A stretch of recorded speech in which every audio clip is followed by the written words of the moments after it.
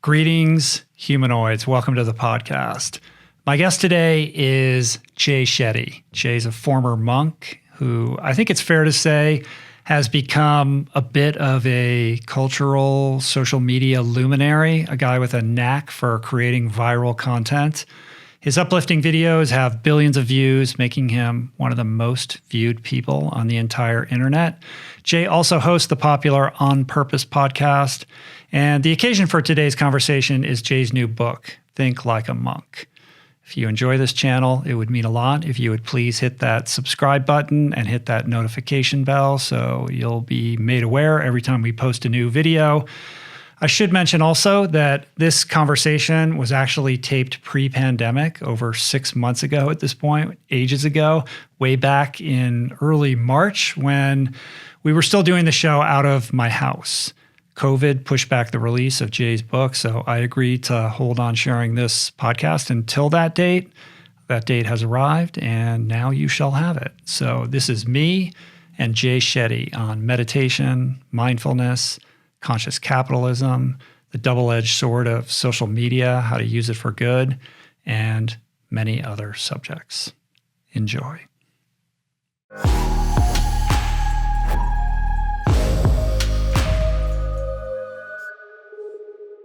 The cat-eyed mystic is in the house.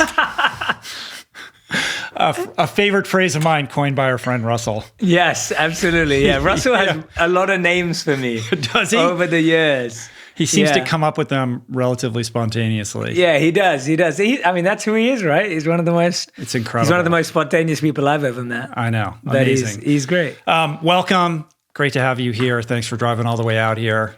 It's been a long time in the works. It's my pleasure. I'm so grateful to be out here, Rich. I know we've become recent friends, and I'm excited. I'm excited to bond more and get to do this. So. Likewise, 2 times in like 2 weeks because I did your show the other day. So this is great. We're on the precipice of your book coming out, which will be out when this comes out, which has got to be an exciting time for you. It is, man. I feel like every year I try and do a new first.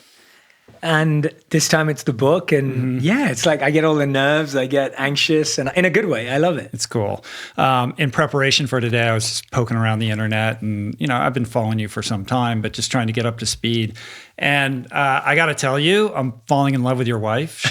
She's adorable. So I get literally. So this is the story of my life. Basically, people like me to some degree. I hope they spend time with me. And then I introduce them to my wife, and then they go, oh. And then it's over with. Yeah, literally. No one ever wants to see me ever again. It happens all the time. So now my wife. Feeling. Yeah, and she's amazing. Like we talked about it with your wife too. And my wife is amazing. She's incredible. I'm not surprised that people love her more than me. We both upgraded, which I feel good about. I'm happy to be with someone who's better than me. It's a blessing. And, yeah, I've had that experience many times over. We do this. I was telling you earlier, we do this retreat every year in Italy, and people show up from all over the place.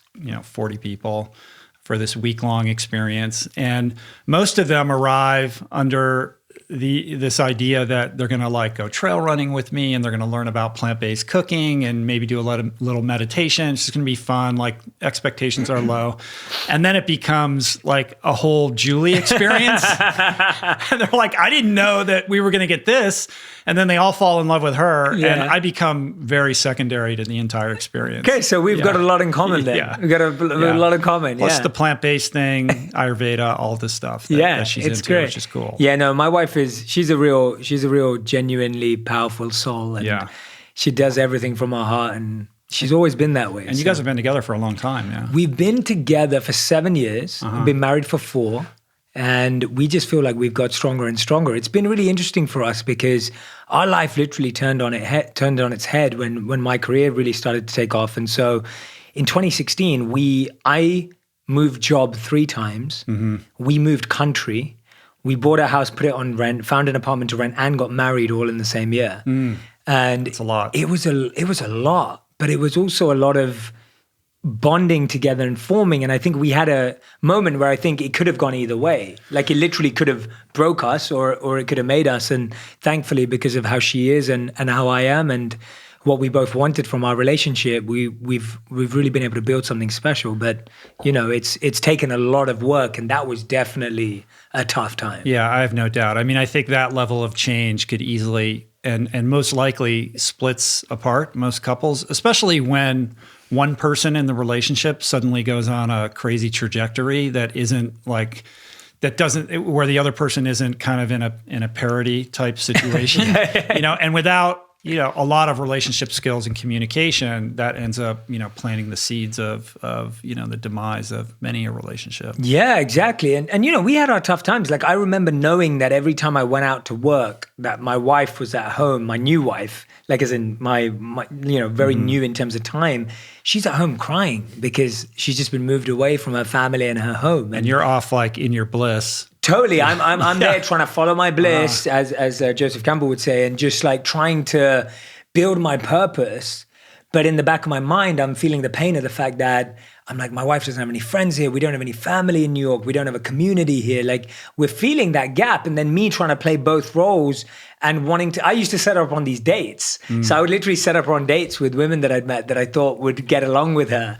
And she'd be like, why do you keep trying to set me up on dates with women? But it was just, I was trying so hard, and I really made it my priority that she became my priority. I was like, if she's not happy here, if she doesn't feel like this is her home, if she doesn't feel satisfied here, then it doesn't matter what happens with my purpose. So I would say she actually became my top priority when we lived in New York. And when we moved to LA, it's actually been the opposite, where she loves LA and has made the best friends of her life and has an incredible community around her. Yeah.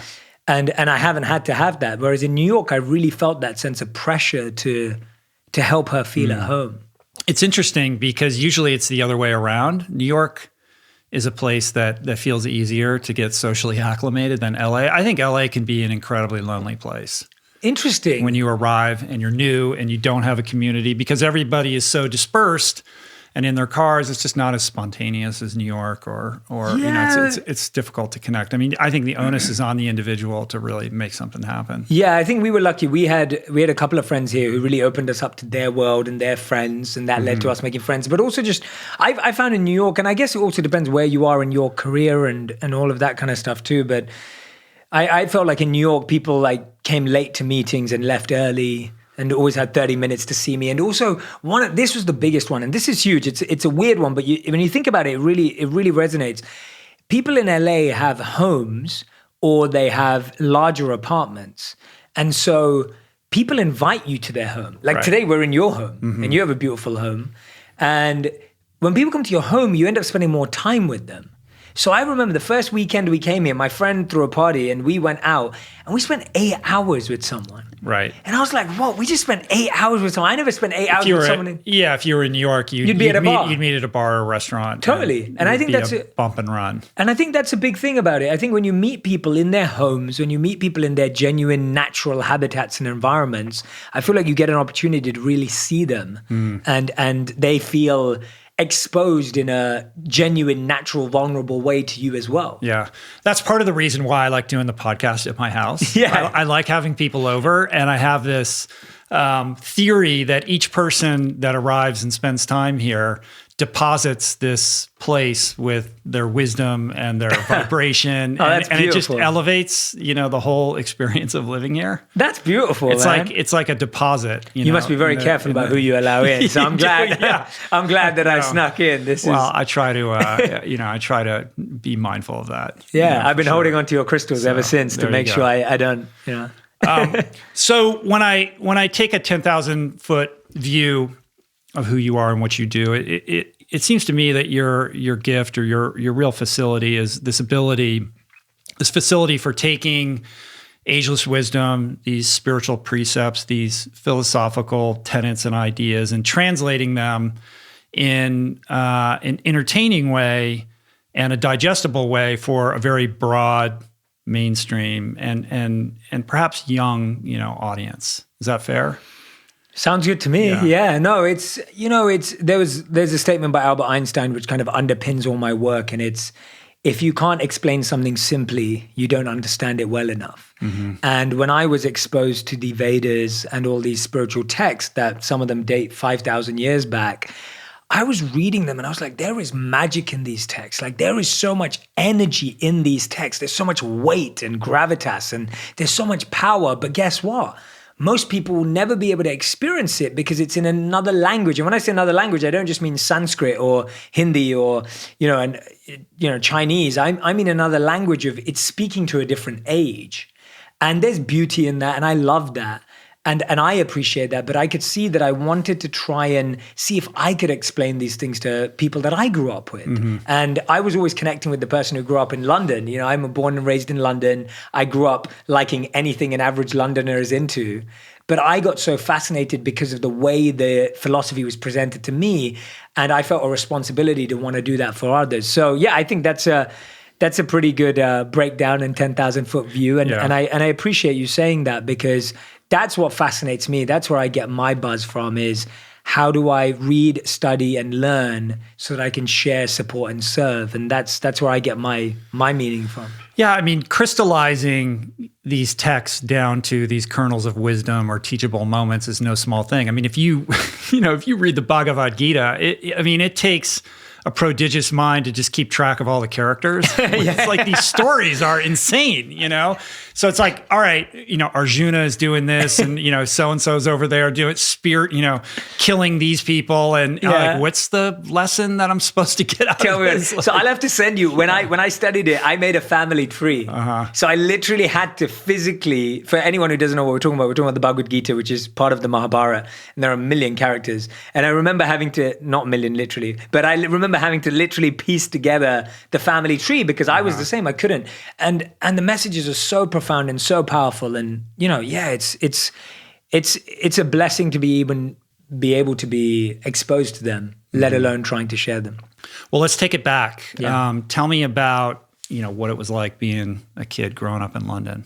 North London? Yeah, North London. So I grew up in the most common place that people would know is a place called Tottenham, more specifically, North London for anyone who doesn't know. And I grew up as I was a very obedient kid growing up, especially in my up to 14 years old. I was I would say I worked very hard at school. I was a good son. I followed the rules. I was very overweight at that time as well, so I got bullied a lot. So I was bullied for my weight. I was probably one of the few Indian kids at school, so I was bullied for being Indian. And parents first generation? Yes, yeah. And I just was very fortunate because I guess it was a mixture of love at home, but also resilience. I never really felt that affected by any of it. I kind of accepted it as normal. I didn't see myself as different. I was just like, oh, this is just what kids must go through. And I kind of got it. And then at 14, it kind of switched where I was like, well, being good doesn't work. Like it doesn't add up to anything. I'm not happy. It doesn't make me more successful. I still experience racism and bullying. So I might as well be a jerk. Like, and I don't mean a jerk as a bad person to people. I meant like, I might as well not follow the rules. I might as well experiment with everything else, whether it was getting drunk or whether it was, experimenting with smoking or weed or whatever it was at the time, and just feeling like I wanted a thrill and an experience in life, and that being good didn't stack up to what I was told. I was told if you were good, that you'd be successful and things would work. And I didn't feel that. So I kind of went the other way. You have a conscious memory of making that decision? What's that? Meaning at some point when you were 14 thinking like, I'm going to change tack here? I don't know. That's a good question. I don't know if it was conscious in the sense I was like, oh, this is not working. Let me try this. It wasn't like that. In hindsight, I can see my reasoning behind why. Because people often, like I've always considered myself to be a well-intentioned, good person. Like that's who I am at the heart and the core of it. I could never hurt anyone. It's not who I am.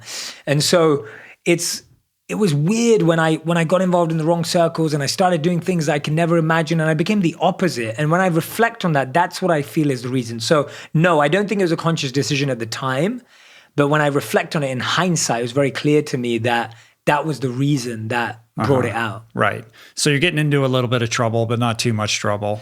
You're still, are you the eldest son? I'm the eldest son. I've got a younger sister who's 4.5 years younger. There's a certain mantle that you have to carry. Yeah, exactly. A certain level of expectation and academic prowess that you have to demonstrate to your parents to remain in good stead. Yeah, and I did good at that because my parents, Indian parents are generally like, if you do well in school, that's all that matters. And so I kind of took that too literally. I was like, okay, as long as I'm doing well in school, I can do anything I want. So I was performing well in school, but I started to really, when I was 14, really dive into what I was fascinated by. And I found that there were 3 subjects that really took my attention. So it was economics, art and design, and philosophy. And those became my 3 favorite subjects at school. And it was very different to what my parents wanted or what I thought at primary school, where the maths and sciences were more stressed. But I started to see that I was connecting. I would talk to my art teacher for hours about different art that we would, dissect together and think about why the artist had juxtaposed those two items like that and the meaning behind certain brushes and strokes. And I loved breaking something down philosophically. And I really owe my art teacher a lot for that, because he made me gain that taste for questioning why things were the way they were rather than just accepting them at face value. Yeah. But that seed kind of was under-germinated. It seems like finance originally kind of won out in that race war.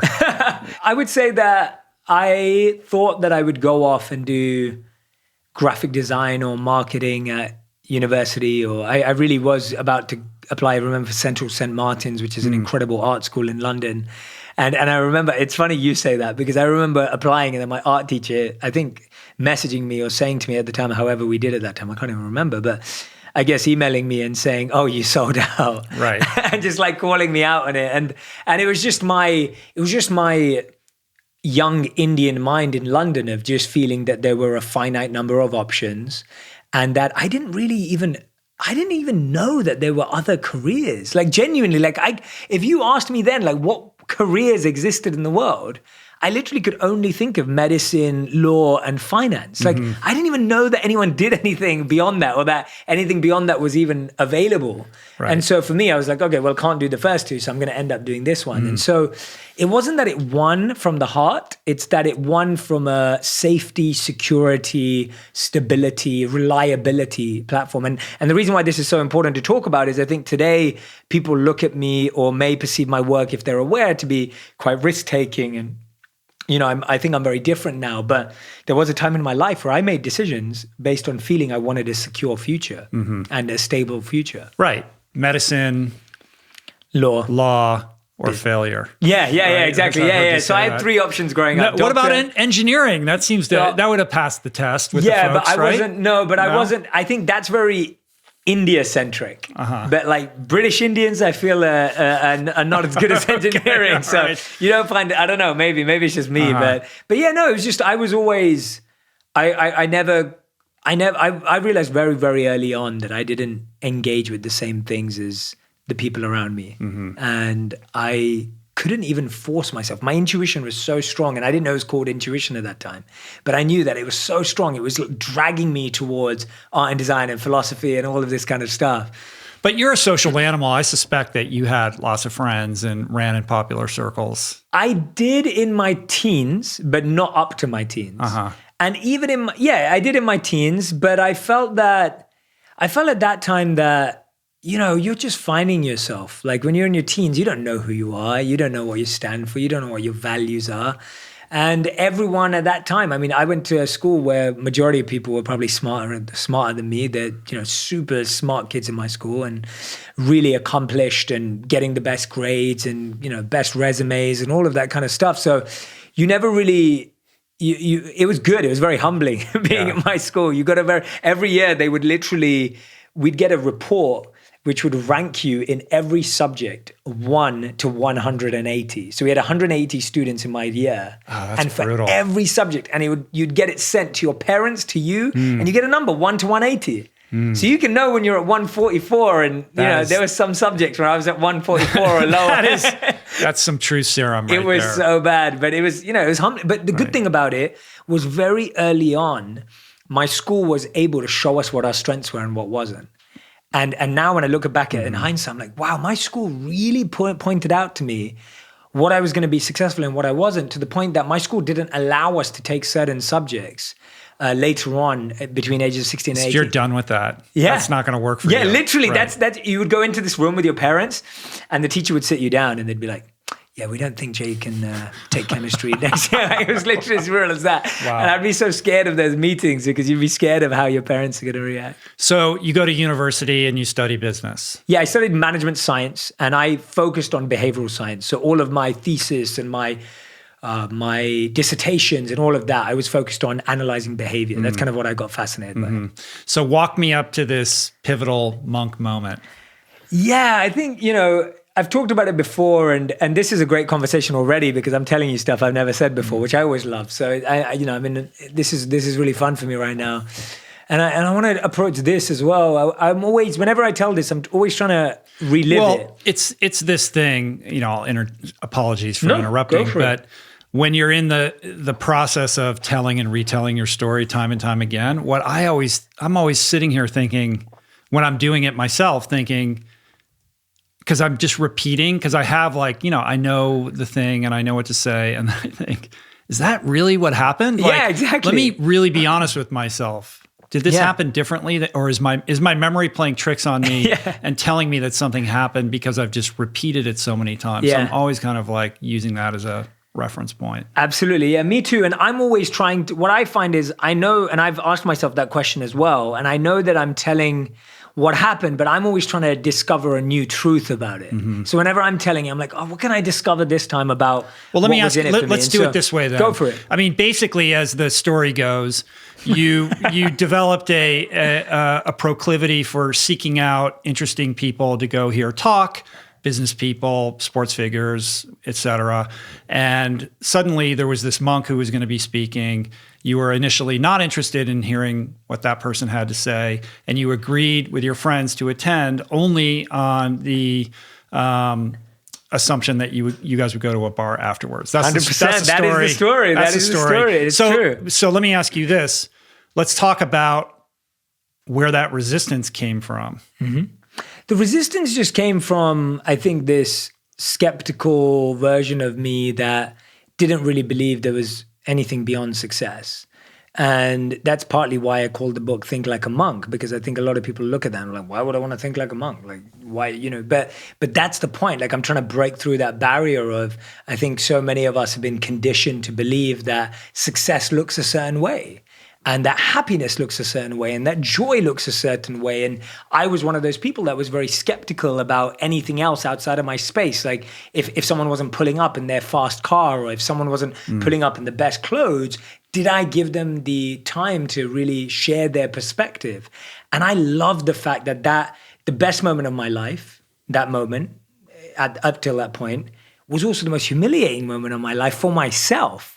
Because I was being humiliated to myself. Like, it was so humbling to walk out and then be like, you had it all wrong. And so I love that. I really celebrate the humbling that moment gave me. And it's exactly that when you hear someone speak and they speak about things that you never knew you were interested in. You never thought that you'd be fascinated by someone talking about service. But when he spoke about service, it just penetrated my soul, and it just spoke so deep to my core in a way that nothing ever has. That I could hear about someone talking about making $1 billion and it wouldn't feel the same way. What was it that he said specifically? He was quoting another writer, and he mentioned this phrase. He said, "Plant trees under whose shade you do not plan to sit." He said that the best use of your talents and skills is not to use it to become rich, famous, and successful, but to use it in the service of others. And when he said that, I was like, wow, like that's a pretty bold statement. Like, Well, you could have easily had the alternative reaction of like, fuck that. Yeah. And I think for me, it was partly my openness just came because, and I've said this before, but I'll repeat it because it really hit me. It's like when I was 18, I'd met people who were beautiful. I'd met people who were rich. I'd met people who were strong. I'd met people who were powerful. But I don't think I'd ever met anyone who was truly happy. And he looked, and I still know him. He's really happy. What's his name? Gauranga Das. So he's just like this big, joyful, like anytime I spend time with him, and he has a crazy schedule, like the way he lives and how powerfully, like he went to IIT, he went to the Indian Institute of Technology. He's super smart, like one of the smartest people in his year, like very accomplished. And he gave it all up. And I was like, either he's really smart or he's really crazy. Right. And I wanted to find out. And I think that's all I had, is that I was like, he must be onto something, because if he had it all lined up, but he gave it up and he's really happy, what is it, right? Like that's kind of where the curiosity. Yeah, I mean, it sounds more like confusion. Like, I don't understand. I need to square this equation. Yeah. Partly confusion, but partly also curiosity, in the sense of just like, he must be really smart, or he must be really crazy. Like, if he's smart, he's onto something. Like, how did he gain so much joy, satisfaction, and contentment in not chasing the dream that everyone around him was chasing? And that society is constantly sort of pushing us towards. Absolutely. And I was fascinated by that. What was his, he's still alive, right? Yeah, he's still alive. He's young, yeah. What's his particular genus of, spirituality? Like what tradition? So he's a Hindu monk. He's a Hindu monk, and he's what I would consider, I in the book, I break down and Think Like a Monk, I break down dharma and purpose and calling. So he would probably sit under the leader type of individual. He's very ambitious, very focused. He can get a lot done. He's a powerhouse to be around. At the same time, he wakes up at 2 a.m. to meditate every day, takes care of his health. He's one of these like all-rounder types of people who's just, really good at taking care of his mind, body, and spirit. But at the same time, he really wants to do something for the world. He has that energy. There is something about certain individuals, I'm reluctant to say the word enlightened, but people who are carrying a higher level of consciousness, that when you're in their presence, it's undeniable. Like you can't reduce it to words, but there is a sensation of what it feels like to be in that person's presence. 100%. And he introduced me to his spiritual teacher, who's also one of my spiritual teachers, Radhanath Swami, who's been a monk for 40 years now. And so he's in England or back in India? In India. And he's older as well. And it's like, I feel like that when I'm with him every time. Like it's just, it's that undeniable presence. And I always say to people, you need to feel it to believe it. Like you need to be there. You can't, like you said, you can't reduce it to words. And I feel that now even when I go to temples, when I was in South India particularly, and your home reminds me a lot of South India because there's a lot of these stone statues. Well, the mountain out there, we had some proper Swami here a while. We've had lots of Swamis pass through here over the years. Yeah. And one of them looked out at the mountain across the way and he said, "This feels like my home." And his home was Arunachala. Arunachala. Yeah, absolutely. Which is a very kind of like powerful spiritual vortex. Absolutely. Yeah. And vortex is the right word. So when I went to South India, it's a city with these powerful gates. So if you look at South Indian architecture, it's like these, and you've got a lot of it in your home, but it's like this incredible kind of like, almost like Avengers Marvel meets spiritual culture, kind of like spaceship, kind of these doors and gates. right. And it's, it's the temples that are like 5,000 years old. And when you walk through those corridors, there's one that literally feels like you're going to walk through it and be transported to another dimension because the way the pillars are built, and this was built thousands of years ago. Yeah, it's like Star Trek. Yeah, literally. Yeah, exactly. It's just, it's super, what's a more up-to-date reference point? Kind of like Doctor Strange. Like it's like Doctor Strange, but on steroids. Like it's just, it's expansive. And I think that is one of those things that you have to sit in that presence. You have to go there to believe it. And I think anyone who has, whether they have a faith or not, and that's really what's important to me is, how do we share these teachings in a way that it's not bound by faith or religion or spiritual tradition? Even for me, like this book isn't about becoming a spiritual tradition or a particular philosophy. It's about living like you and thinking like a monk, right? Like that's the balance. Yeah, I mean, two things. There's two powerful precepts here. One is you can't transmit something you haven't got. Like when you're in the presence of somebody like that, you know it. And, there are a lot of pretenders to that type of vibration, but it's pretty transparent, like who's really carrying that kind of wisdom and who's pretending to. And second to that is this idea that you really fully embrace, which is meeting people where they're at. Like if you show up in robes and you're framing your presentation in a way that creates distance between you and the person you're trying to communicate, then you're already, basically behind home plate in terms of like trying to connect or transmit something. And there's two things you brought about there, which I think are really interesting. It's the first is it's all about the frequency you're operating at. So if someone is fooling you or pretending or trying to be something, if you're operating at a lower frequency, you may follow for a while and you may not know. But when you start upping your frequency, that's when you can really see that, oh, right, now I can see the difference. And it's not in a judgmental way or a critical way. It's just frequencies. And the second point you're making there around, really, really speaking to people about where they're at or meeting them where they're at and connecting with them. For me, it's just, I think compassion is not expecting people to be more advanced than they are. And that's what people have done with me. I mean, when I went to the ashram and when I spent time with these monks, I mean, I am in no way, and even now I'm not. I mean, they're compassionate even to spend time with me now. And I feel like when you've experienced that level of compassion where people see you, they look through your soul, they watch you, and they just think, they can see everything about you that you don't like about yourself. And they will still find that spark of potential and the spark that makes them believe that we should invest and serve and help this human being. And for me, when you've experienced that level of compassion, even if you are still dealing with stuff yourself, you want to pass it on. And so when I see anyone at any level, I don't judge anyone because, hey, I've been there before. Hey, I'm still there kind of in some ways. And I know how hard it is to get out of that mess. And so how can I judge someone just because they're 3 steps behind? Yeah. So you have this experience with this monk. Yeah. Apparently everything changes.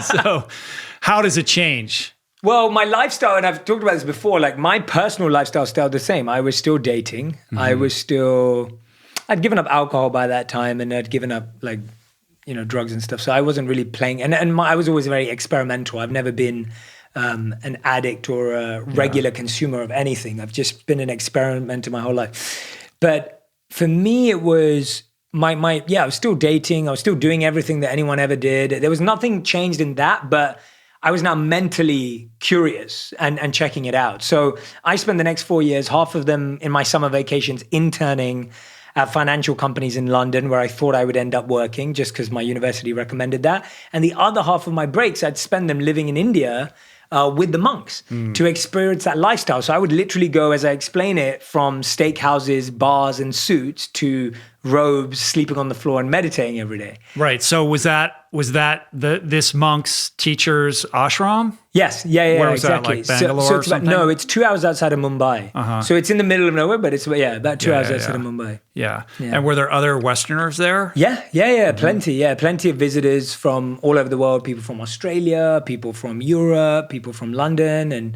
they definitely have a lot of visitors, even the US. Yeah. So initially, it was a couple years of half the summer.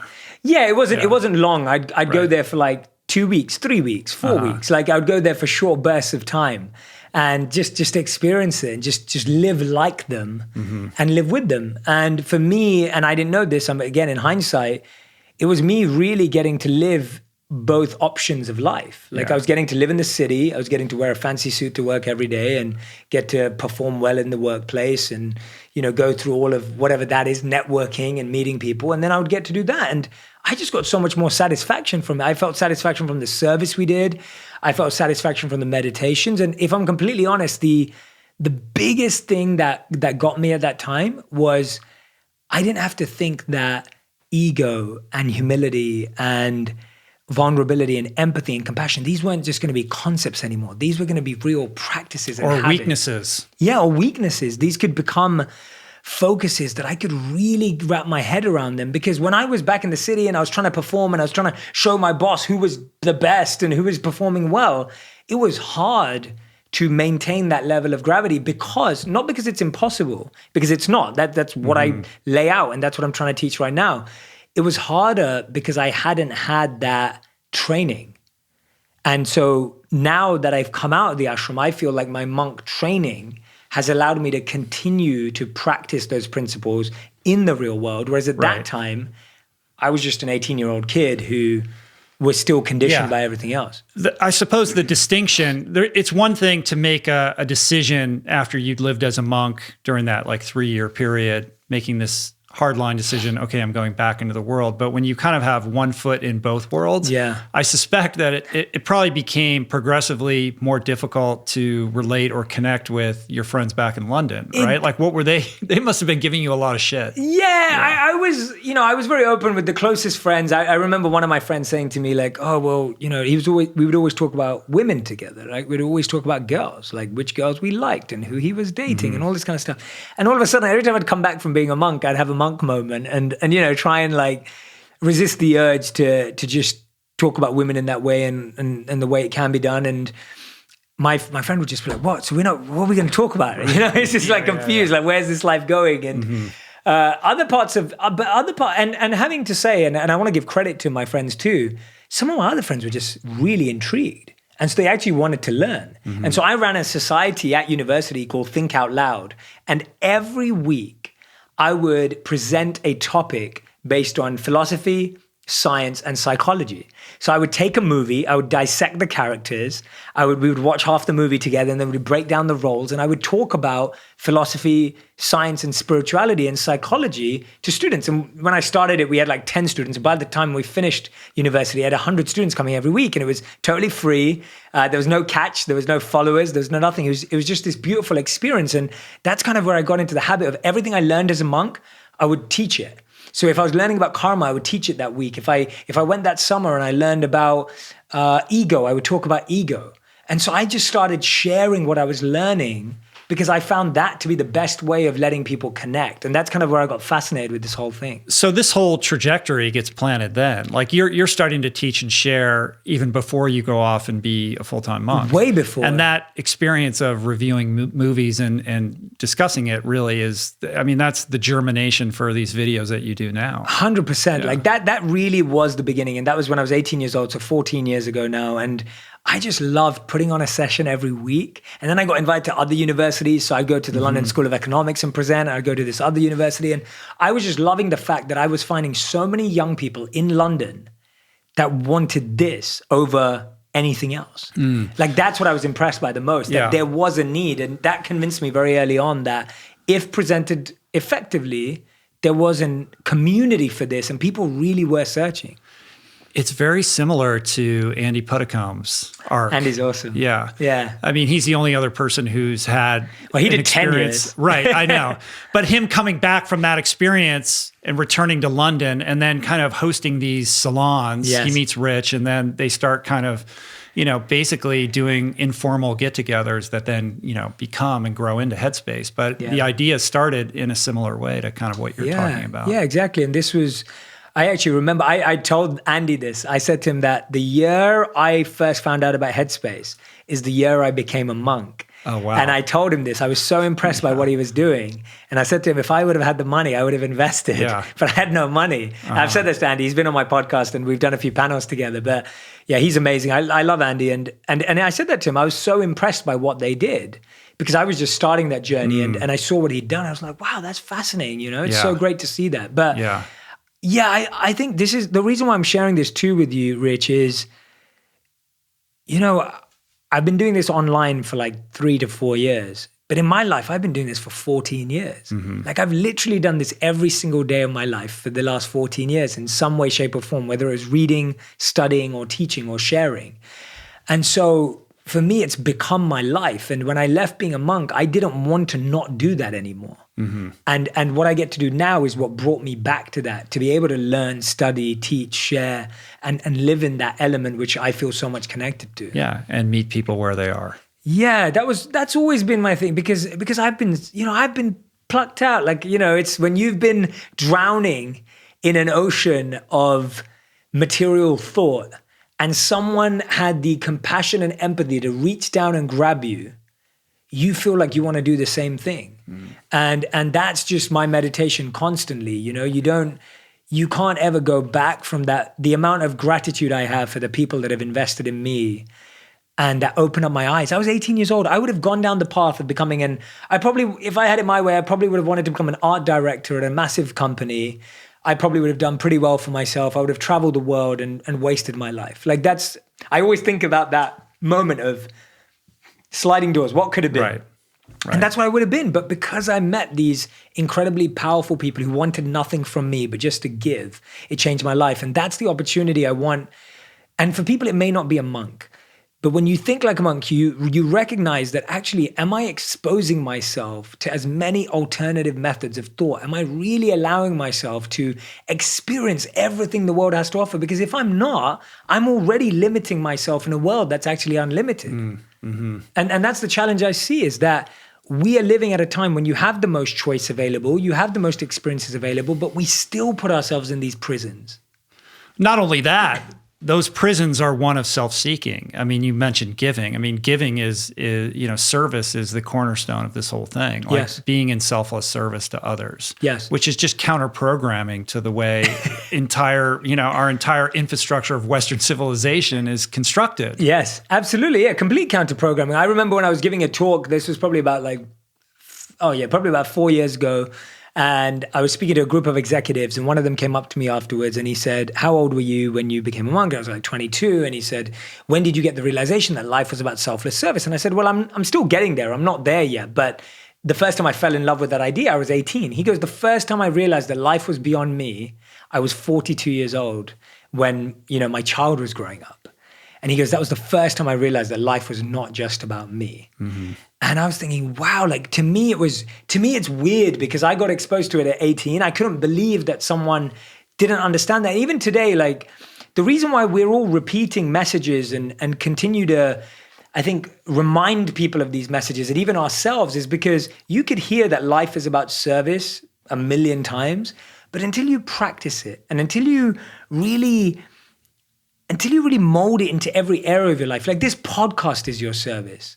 I think we think of service also very limited. We think service means to go out and help a charity. Right, or being at the soup kitchen or something. Correct, and that is beautiful, and people should do it. It's wonderful, and I think we should all do it, and I try and do it as much as I can. But service is also serving through your calling, your talents, your skills, your purpose that benefits other people. And it can be different, there's so many methods. Well, the ultimate is when you can find that thing that lights you up and channel that in a way to give back to others and also support yourself and your family in doing it. I mean, that's the secret. That's what this does for me. And I just feel like the luckiest person in the world to have, live in this time where this is possible and to have kind of stumbled into this. Yeah, for sure. There's a beautiful story that I share that you've reminded me of now. And it's the story of two monks that are washing their bowls.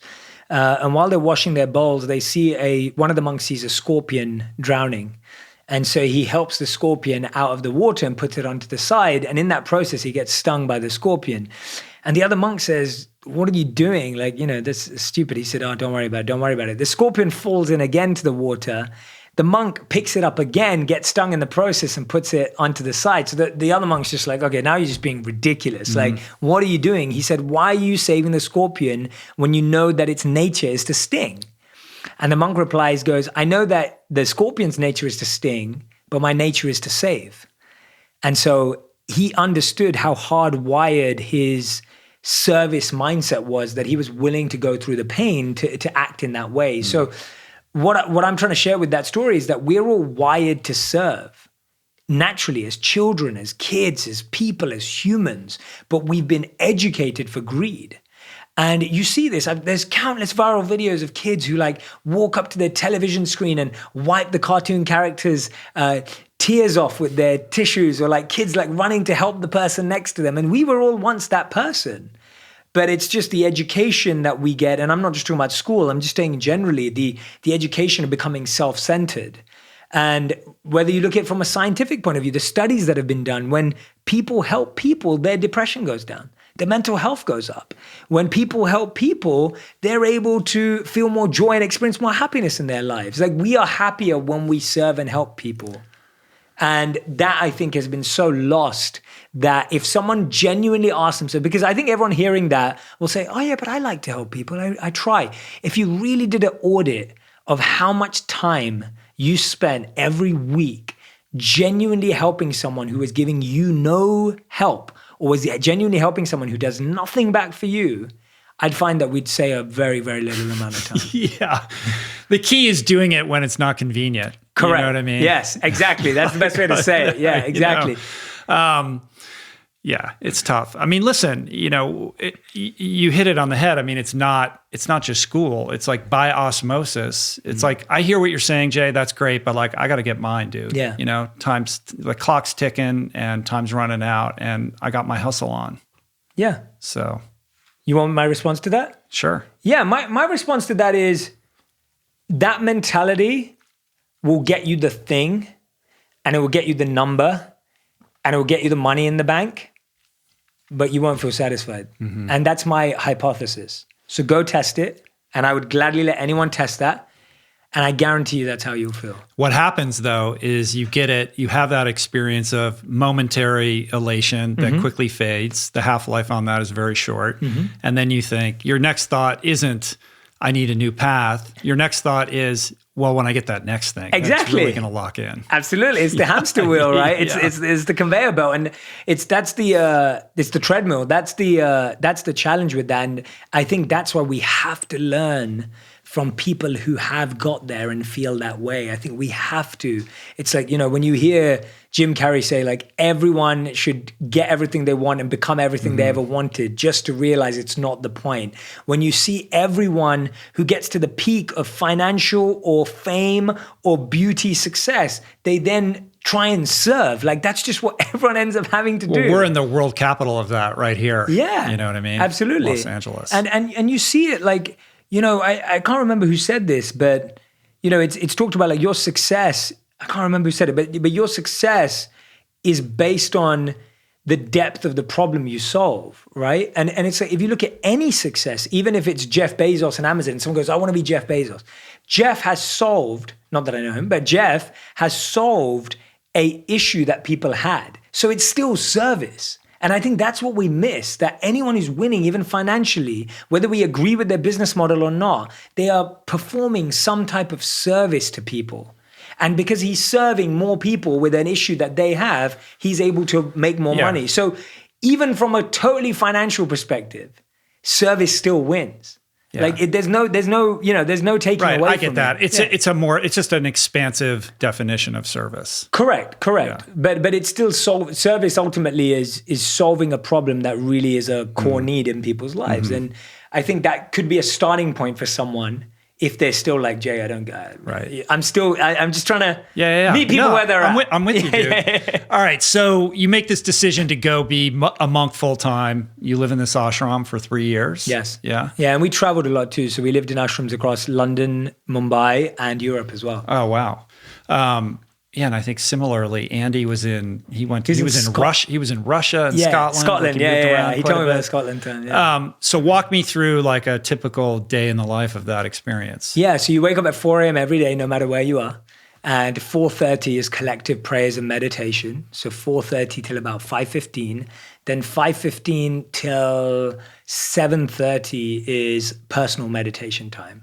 So that's personal meditation practice, often in a communal space with other people. It can be private too. And then 7:30 to 8:30 is a class. So a class on philosophy from the Bhagavad Gita or the Srimad Bhagavatam or one of these spiritual texts, Upanishads, Puranas. And so that'd be an hour class given by one of the senior monks or senior teachers usually. One of my favorite things to look forward to in the day, because I was always waiting for that, because the classes were just so powerful, and hearing people who've studied all the commentaries and the books. And then 8:30 is breakfast. Breakfast is usually, in India, it would be some kind of Indian dish, kind of similar to, I don't know how to describe it. It's called flat rice. That's the easiest way to describe it. So some simple food. And then from then on, it would be different every day. So the way it was split up is the morning was about yourself, and the afternoon and evening were about service. And that's where I fell in love with this routine of self and service. And I think today now the world's coming a lot back to self-love.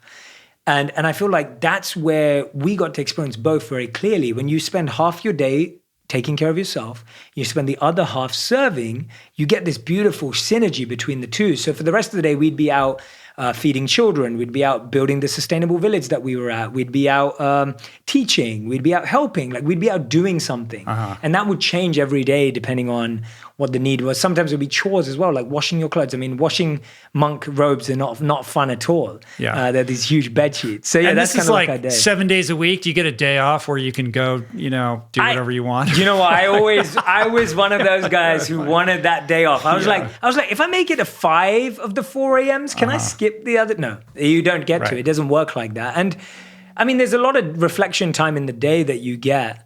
And you have to really work through a lot of stuff because your ego gets in the way, your opinions start to get in the way. And living communally is a real experience. Like when you live communally with that many men in one place, it's like you really have to face your ego, your pride, your competitive mentality, your comparison on a daily basis. It's really tough. Did humanity ever just percolate to the surface and dudes start fist fighting? No, No one ever actually like the only time monks would ever get physical. I mean, humans are humans. Yeah, I don't care how much you're meditating. No, at some point, No, it was never that bad. The only time the monks ever got into physical was when the special sacred food came out. So there's sacred food that's offered, and there's these sweets, and we didn't eat a lot of sugar or anything like that there. So whenever these sweets came out, they're these milk sweets sometimes, and so these sweets were like the kind of like I've never spent time in an ashram, but I've been. Well, we'll have to go. We should go together. I would like to. I mean, I'd like to take you. I would enjoy that. I'm being serious. I'm being deadly serious. We should go together to the ashram. I go back every year. Do you? Yeah. You still do? Yeah, every year. So I go back usually December, January period because the weather's good to go then. Yeah. For anyone who's not from India. Like I struggled during the hot times in India too. So that's the best time if you're visiting. But I'd love to take you. It'd be so fun. It'd be cool. Yeah.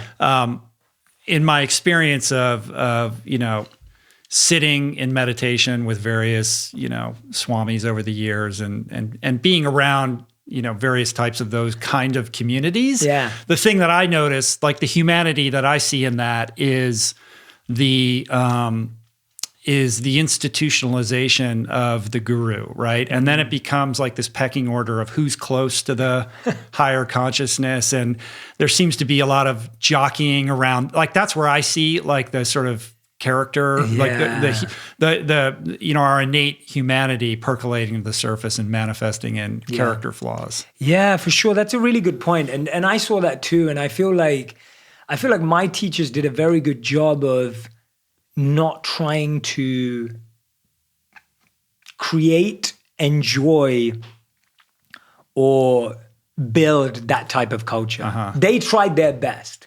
But the follower's mentality is so strong. So I'll give you an example. Like, so whenever I was with one of my teachers, if we traveled together, I'm you have to put yourself in the mindset of I'm a very junior monk and spiritually very junior too. So I'm like right at the bottom of the pile, right? And it's like, so when I would travel with the senior most teacher, there was a respect in where we pay physical respects, as you've probably seen before, where people physically bow on the floor to show respect to teachers, to etc. And he, at 70 years old, there was never a day behind closed doors when no one else was watching that he wouldn't get back and pay those respects on the floor. And to me, that was the moment where I was like, he's real, because there was no one to show off to. I was not senior that I deserved it. Like there was no, from the point of view of a hierarchy, even though there wasn't one, but he would have the humility and the humanity to recognize that if a soul or if a person is showing me respects, then I'll show those respects back. And I felt that at 70 years old, I'm like what, 22 years old, like a 70-year-old man. Like that's beautiful. Like there was some beauty in that, and that was part of it. And the other part was the. And it's funny because we talk about this a lot, even with the other monks and other people, that about my teacher would never have a favorite or a number one. And he never verbalized this, but we all knew it. And one of the senior monks, he always said to me, he said, if you want to be the number one, you won't last very long. Right. And he literally said that to me. He goes, if you want to be his number one go-to right-hand man, all that kind of stuff, he goes, you're not going to last long here. Because he said anyone who wanted that position, they never got it because he doesn't want it to exist. Right. And so you will fail. And I remember having this conversation with him, and he's, because he's been so close to him for so long. And he said to me, there are times, this is Gorangadas, he goes, there are times when I've had to be really close to support him, and there are times when I've had to move away and step back and let him do what he needs to do. And it's like, he goes, it doesn't work like that. And so I think that good leaders always try and avoid creating that culture. But our follower mentality is so strong that we want someone to worship and idolize, and we want that. We're seeking that. Well, and our identity is informed by proximity to that person. Yeah. You know what I mean? Yeah. And there's two types of proximity. So I'll tell you, anyway, you're sparking all these memories. So we're walking on this beach in South India. It's called Setuband. It's a very holy place, and like literally the tip of South India, if you were to look at a map. And so we're walking on this beach. It's about 25 monks and our senior teacher, and we're all walking behind him, and everyone's trying to walk close to him. And he's just walking, like he's not even talking to anyone. He's just walking, and he's doing a walking meditation, and everyone's around him. And it was there that I had a realization. I was like, there are two ways of being close to him. Either I push everyone away and try and walk through the middle, or I push everyone closer and be close because everyone else is closer too. And I was like, I remember having a real reflection point at that moment. I was like, wow, like these are the two options in life we always have. Mm-hmm. You either get closer to people because you try and push everyone else out of the way, or you get closer to people because you take everyone with you. Mm. And I was like, I'm going to try to do that second one for the rest of my life. If I want to be close to someone, I'm going to take everyone close to that person. I'm never going to be that guy who's trying to, and that's my hope, that's my meditation. Yeah, that requires that you dispense with the zero-sum game mentality. Explain it. Meaning that your success can only come at the expense of others. Right, yes. As opposed to the universe is infinitely abundant. Yes. And there's room for everybody here. Yeah. So a non-fear-based perspective on that. Yeah, in Think Like a Monk, I call it, there are an infinite number of seats in the theater of happiness. So we in our minds have started to believe that we think now if you're booking a cinema theater or a movie theater, there's a finite number of seats. You've got to get tickets to the Olympics. There's a finite number of seats. There's tickets to the Coachella, whatever it is. It's like there's a finite number of seats. And so that finite has been drilled so deeply into us. But there are an infinite number of seats, and there's a seat with your name on it in the theater of happiness. And just because I'm already in there doesn't mean you can't be in there. Just because you're in there doesn't mean I can't be in there. And as soon as you realize that, you free yourself from realizing there is a seat with your name on it. And all you've got to do is claim your own seat, and no one else can take that seat from you.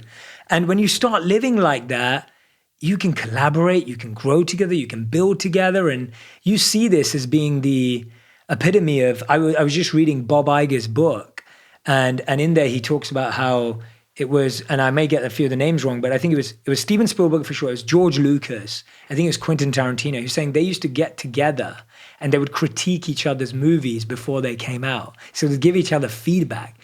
You're talking about some of the best of all time, like being comfortable showing their work to their competitors. Right. Now that's the point, right? Like, I've never watched a Quentin Tarantino film and felt I was watching a Steven Spielberg film. And I've never watched a Spielberg film thinking I'm watching a George Lucas film, which just shows, A, how incredibly creative and talented they are, but also how much they trusted what they were offering to the game. Yeah. And that to me is such a powerful metaphor. And I mean, it's not even metaphor, it's literal of how you live there are an infinite number of seats in the theater of happiness. On the subject of happiness, I think you would agree that we're suffering from an epidemic of loneliness and depression, and people are seeking for answers in different ways of living. They're sensing their lack of contentment with the path that they've chosen for themselves. And you go online, and somebody's telling you to find your bliss or seek out your passion. And I think that's, although perhaps coming from a good place, is not necessarily helpful and perhaps damaging, because it leaves that person thinking, well, I don't know what my passion is, or, I'm not happy, but I don't understand the path forward to find that happiness. And And I'm unsure about what steps I need to take in order to gird my life with more purpose and to try to find more fulfillment. Mm-hmm. So with the experiences that you've had, like how do you speak to that person or meet them where they're at to try to get them to reframe their perspective on how they're living? Yeah. So I think first of all, it has to be a twofold approach. And what I mean by that is there is an aspect of it that is thinking and reflection, and there is a part of it that is action and experimentation. These are the two aspects of anything in our life. And the biggest mistake we make is we do too much action and experimenting without reflection, or we do too much reflection without action and experimentation. So let's break them down. So let's start with the thinking and reflective approach. This is an approach you can do on your own. This is the approach you can do right now listening to this. This is the approach that half of it that I lay out in Think Like a Monk. So the first thing I ask people to reflect on is 4 areas. The first area is things that you have an expertise in, but have no passion for.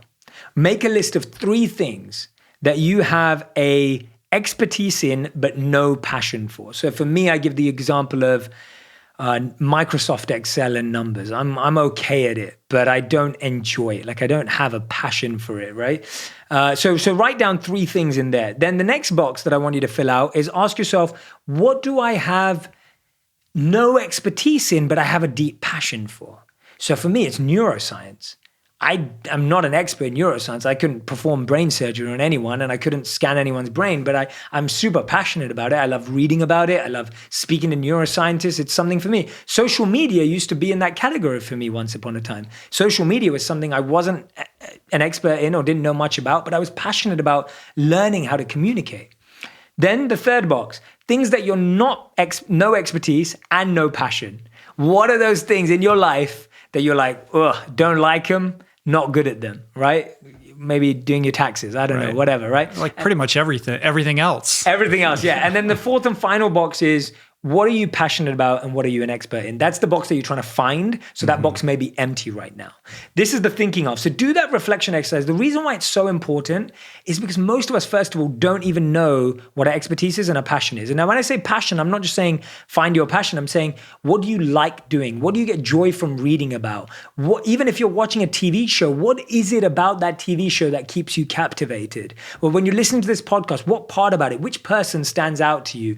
It's you having to read in to every part of it's like, start with something as simple as, what's your favorite cuisine? Most people go, I don't know what my favorite cuisine is. Well, think about the last time you walked out of a meal, you were happy when you ordered it, you're happy when you ate it, and you were happy the next morning. That's probably your favorite cuisine. Try and find those patterns in your life, because all of us have a karmic pattern in our life that we've just not zoned into. So I'll give you another example.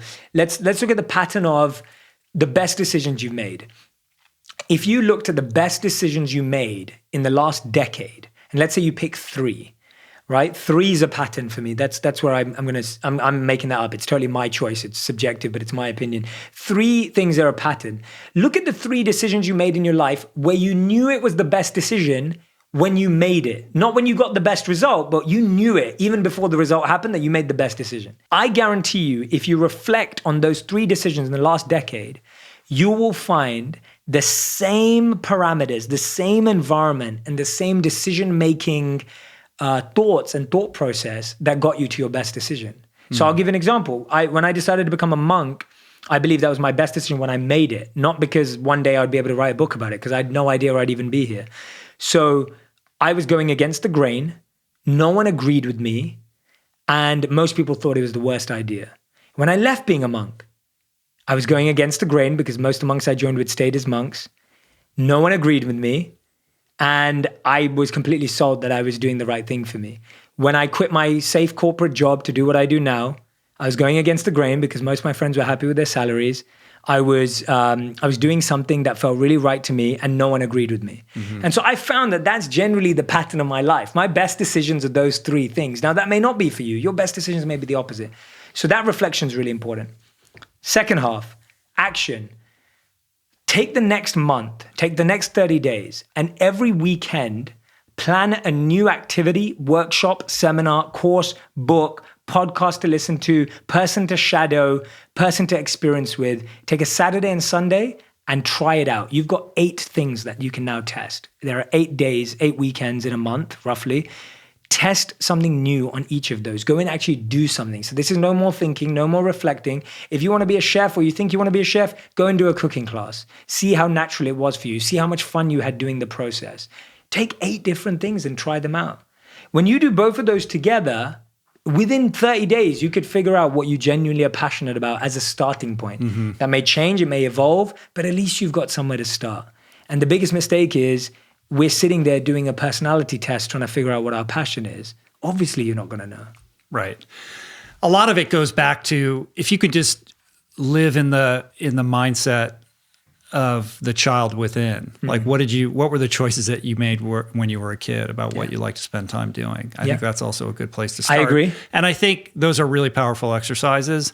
The expertise piece can come later, right? It's not about that at that moment. Absolutely. I think the more you engage with those activities that you naturally enjoy, you're creating opportunities. You're creating an environment in which opportunities can come later to further explore that. There's a difference between a lack of expertise and inexperience, right? We think we lack expertise in something, but actually we're just inexperienced at it. Mm-hmm. And that's the point of that second element of you don't have to be the best at something when you start doing it, but as soon as you start doing it, you've now given yourself that opportunity to grow.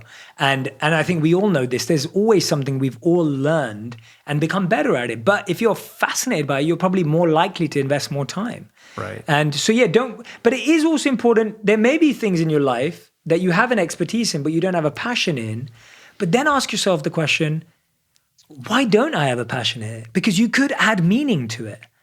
Like there are so many skills that we have that if you added a bit of meaning, you added some purpose to it, you added why you were doing it, you could actually find a great use for it. And I think a lot of us are underestimating how powerful expertise is. You may have strengths that are just underutilized by your current job, but actually could be really well utilized by someone that you felt activated you.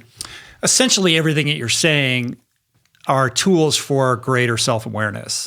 Right? 100%. So when you say, when I made this decision to go be a monk, I knew in my heart it was the right decision for me, despite externalities. Same thing when you made the decision to leave. Yeah. But you're somebody who had spent an inordinate amount of time developing your self-awareness. You're a very integrated person because of all the inside work that you've done to get to a place where you not only are in tune with your instincts, you're able to rely upon them. You know what I mean? And I think most people are so disconnected from themselves and either lack adequate self-awareness or are just living their lives so reactively that their impulses or their instincts are either unheard or entirely unreliable. And I think that people make decisions and set goals for themselves in that state that lead them terribly awry. Yeah. But intuition is a muscle that everyone can build.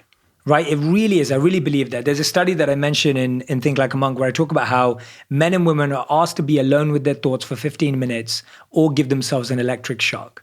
30% of women chose an electric shock and 60% of men chose an electric shock. Right. Because they didn't want to be alone with their thoughts for 15 minutes. Now, here's the root of all human suffering. Yeah. Now, here's the thing, that intuition comes from asking yourself questions, basic questions, simple questions. Just as it would getting to know Rich, getting to know Jay is the same process. After I eat something, did I like that? Did I not like it? The next morning, did I like that? Did I not like it? When you ask people, what are your favorite movies? You know how you feel when you walk outside a movie. You don't need to do a personality test. You don't need to do a 3 months away in Costa Rica. Like, you don't need to do that to know whether you like something or you don't like something. You can do a sense check with yourself every single day after doing an activity. And if you literally, after you did anything you do, stop and just ask yourself, did I enjoy that? Yes or no? Simple question. So let's say I say yes. What did you enjoy about it? Let's have that conversation. What did I enjoy about it? What part of it was uncomfortable, but you still got excited about it? These are 3 simple questions that can lead you to greater self-awareness. I've done the same with every area of my life, and you should really become like an encyclopedia in your own life. Like, if someone goes to me, what's your favorite movie? It's like, I am a big fan of thrillers. My favorite director and producer of all time is Christopher Nolan. My favorite movies are Memento, The Prestige, Inception, Interstellar, and the Dark Knight trilogy. They're all Christopher Nolan movies. There's such a pattern in our lives, and everyone has that pattern. We just have to look beyond the debris that's all there of the noise and the dirt that's stopping us, because there's just so much distraction. But that practice of self-inquiry is really the definition of leading an examined life. Yes, right? 100%, exactly. And that's all we have to do, that we just have to ask ourselves questions. The problem is we are demanding the answer from our partners, the universe, our teachers, people. We demand, we go, why is this happening to me? What's the meaning of this? That's not a question, that's a demand. And a question is a genuine, heartfelt request. A question is, do I like this? Like, that's a question is soft and powerful. A question is not loud and weak. And our questions are actually demands, and that's why we don't find the answers. Well, they're demands also because they're foisted outward. Yes. If they're turned inward, the questions become, what is the fear that compelled me to do that? Like what childhood wound am I trying to salve by, having this exchange with this person or making decision X, Y, or Z? Exactly. And that's exactly it. Demands are outwards, questions are inwards. It's beautiful. Mm-hmm. Absolutely. That's it. So you spend 3 years in the ashram, and you emerge, you make this decision to return. First of all, what was there a sense at some point that you were going to always stay there? And if so, what changed? Yeah, so my dream was that I would do it for the rest of my life. And I believed that as a monk, I'd be able to write and teach and share and hopefully be able to share that message anywhere and everywhere. And where are your parents at this point? What do you mean in terms of how are they processing this? So maneuver? I've always described my parents as very neutral. They've been neutral participants in a beautiful way, and I mean that in a good way. I love my parents. They've never been overly pushy, and they've never been overly encouraging. They kind of have always been neutral. It's a really weird situation to be in. So my parents don't massively celebrate everything I do, but they don't get upset when things don't go the way they thought it would either. So your mom's not asking you when you're going to go to medical school still? No. She knew I wouldn't get in. I didn't go to my graduation ceremony, so I never got that picture of me holding I graduated, but never got the picture. And so my parents really gave up on me, maybe? No, they gave in to me at that time when I decided to make this decision, and then they were open to whatever happened. And I wanted to do it for the rest of my life. And then two things happened. One was, I was really pushing it and really testing myself physically. And I could see that my health was stumbling from it, because I was just like trying to do all the fasts and meditating for longer, and my almost competitive ego and also competition with myself mindset constantly wanted to test. And at the same time, I started to feel like, and this was really tough, like to admit it. And I don't think I admitted it then, and it's only happened afterwards. I think my meditation and self-awareness got me to a point where I realized I wasn't a monk, in the sense of that wasn't my path, that I felt that I wanted to share wisdom in a certain way, that I wanted to serve people in a certain way. And a big part of me felt that wouldn't be realized through that lifestyle. Mm-hmm. And that doesn't mean that I knew that one day we'd have billions of views or that, all that kind of stuff. Like it wasn't like numbers and it wasn't fame. It was just like, I feel this deep calling to be with people and serve in this way and share wisdom in this way and teach in this way and talk about movies in the way I talk. And I wanted to be immersed in mainstream culture. And as a monk, I didn't even know who won the World Cup that year. Mm-hmm. Like I had no idea. And so that was a big part of it. And then my teachers also, I think, started to see that I definitely consider myself a rebel. And I think becoming a monk is one of the most rebellious things you can do, because it's totally anti-society. But I think they could see that rebelliousness in me, and they could see that I wouldn't necessarily last with that mentality as a monk. I think as a monk, it comes with certain sacred, what's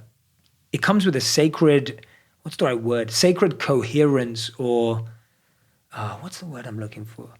A sacred commitment. It's a sacred commitment to what you're doing. And I think I realized, and they realized around the same time, that that it wasn't like that. And I didn't realize it at the time. I realized it in hindsight. And so when my teacher said to me that he felt that I should leave so I can share what I've learned, at that time, I hadn't yet admitted to myself that I even knew what I would do. And so that really felt like a breakup. It really felt like he was like, it's not you, it's me. It's kind of like an awkward breakup. Right, more, less relief, more like he was condescending to you? Correct. Like, because I hadn't yet admitted it to myself, it felt like I'd failed. And I think that's why what failure actually feels like when you haven't admitted something to yourself is it feels like failure. Whereas now I look back and I go, wow, I should have felt relieved. I should have felt like someone just opened up a gateway for me to go off and be myself. And I didn't know that then. Yeah. So when I left, I was probably in the most depressed state of my life. I moved back in with my parents. Everyone around me now saying, we told you so, you wouldn't make it. Like, and then, other But what is making it? Deciding to spend your entire life in the... Well, I think no one knows what made it mean for me, but it's what I mean is it's that perspective of like, oh, you couldn't even live as a monk. Like, why would you come back? Or like, oh, and who's going to hire you now? And I heard that over and over again. Like, how are you going to make money? Who's going to hire you? Who's going to talk to you? Like, will you be able to reintegrate? And it was hard. Like, hearing that noise as soon as you come back, rather than like, oh, we're so happy to have you. Like, it wasn't like a welcoming party. And that's what my parents were very supportive. I'm talking about the external No, I got noise. it. Yeah, I got it. But you emerged from that experience with a very powerful toolbox.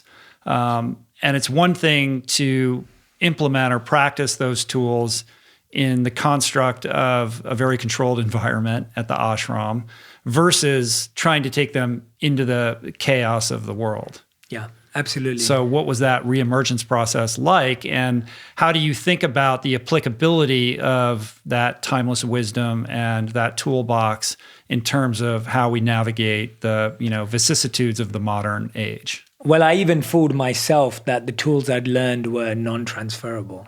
So in the immediate moment, even after having all that training, that was useless. I was just like, great. Like, what do I do now? And it came from, again, the noise, because I applied to 40 companies. And when I say 40 companies, I mean, I sent them all specific tailored resumes and cover letters. And I got rejected from all 40 before interview. Like ad agencies and marketing companies and investment banks? No, I'm talking about, investment banks, financial institutions, consulting firms, strategy firms. That's just the universe doing you a favor. True, but I didn't know that then. Like, I was like, I can't rely on my parents forever, and my parents are not financially well off, or, so I can't just leech off of them, and I need to figure out how to make money. I'm 26 years old, and what am I going to do? So I was applying to companies that would have given me a job 3 years before, and I'm struggling, and I'm getting all these no's, and, when you're seeing rejection after rejection after rejection, you really start to question what you have. But I realized that those 3 years, and I describe it this way in the way you said it, that the 3 years being a monk were being at school. And the last 7 years since I've left have been the exam. And I can genuinely say so far that every tool that I have tested from my monk toolkit works.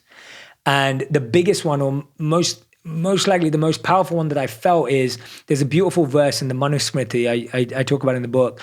And it says that when you protect your purpose protects you. And what I mean by that, and I will broaden purpose to mean what it needs to mean for anyone listening, you have to protect your strengths, your calling, your passions, your interests, your skills. You have to protect them like a precious jewel, because the whole world will come at you and tell you that it's not a jewel. The whole world will come at you and tell you that it's worth nothing. And if you don't protect it, it can't protect your value back. And most of us, as soon as we get questioned, we just chuck the jewel out. We just chuck it away and we go, oh yeah, that wasn't worth anything. And then later on in life, you realize you threw away a precious jewel. So I love that verse, because that's what I was being tested to do. Is I was about to go sell myself short and just go back into the world that I came from and just chuck out that jewel, rather than like, hey, I learned all these things. I wanted to serve. I became a monk because I wanted to serve. How can I still serve? How can I not just throw that all out and pretend that it doesn't matter? And how can I apply the discipline and the mentality and all of the great skills? Because guess what? When, surprise, surprise, no one wants to hire someone with monk on their resume for 3 years. And that's what I had, because they couldn't see the transferable skills. I had to see them. So they were thinking, oh, he's probably just going to be really quiet in the office, right? Like, what is he going to do? But I knew that quiet was intuition. I knew that quiet was solitude, not loneliness. I knew that quiet was the power that ability to read things, to read in between the lines, to connect with people. And so I ended up still getting a job at Accenture. That's the first thing I did. That was it came about 9 months, 10 months after I'd left the ashram. For 10 months, I spent every day in the library reading spiritual books, spiritual texts like the Bhagavad Gita, and then reading self-development books and business books and trying to reintegrate. So I spent about 10 months literally reintegrating. And then when I get my job, I remember they did an induction day. And at these big companies, they have these induction days where they try and do team bonding. So my first day of work was a pizza making class with all 100 graduates who'd also been hired by the company. So I turn up at this pizza making class and I'm just like, what am I gonna do? Like, I don't drink alcohol. I've never gone back to drinking, so I still don't drink. I was like, I don't know if I'm gonna be able to eat half the pizzas that we make. And how am I gonna engage? How do I talk to people?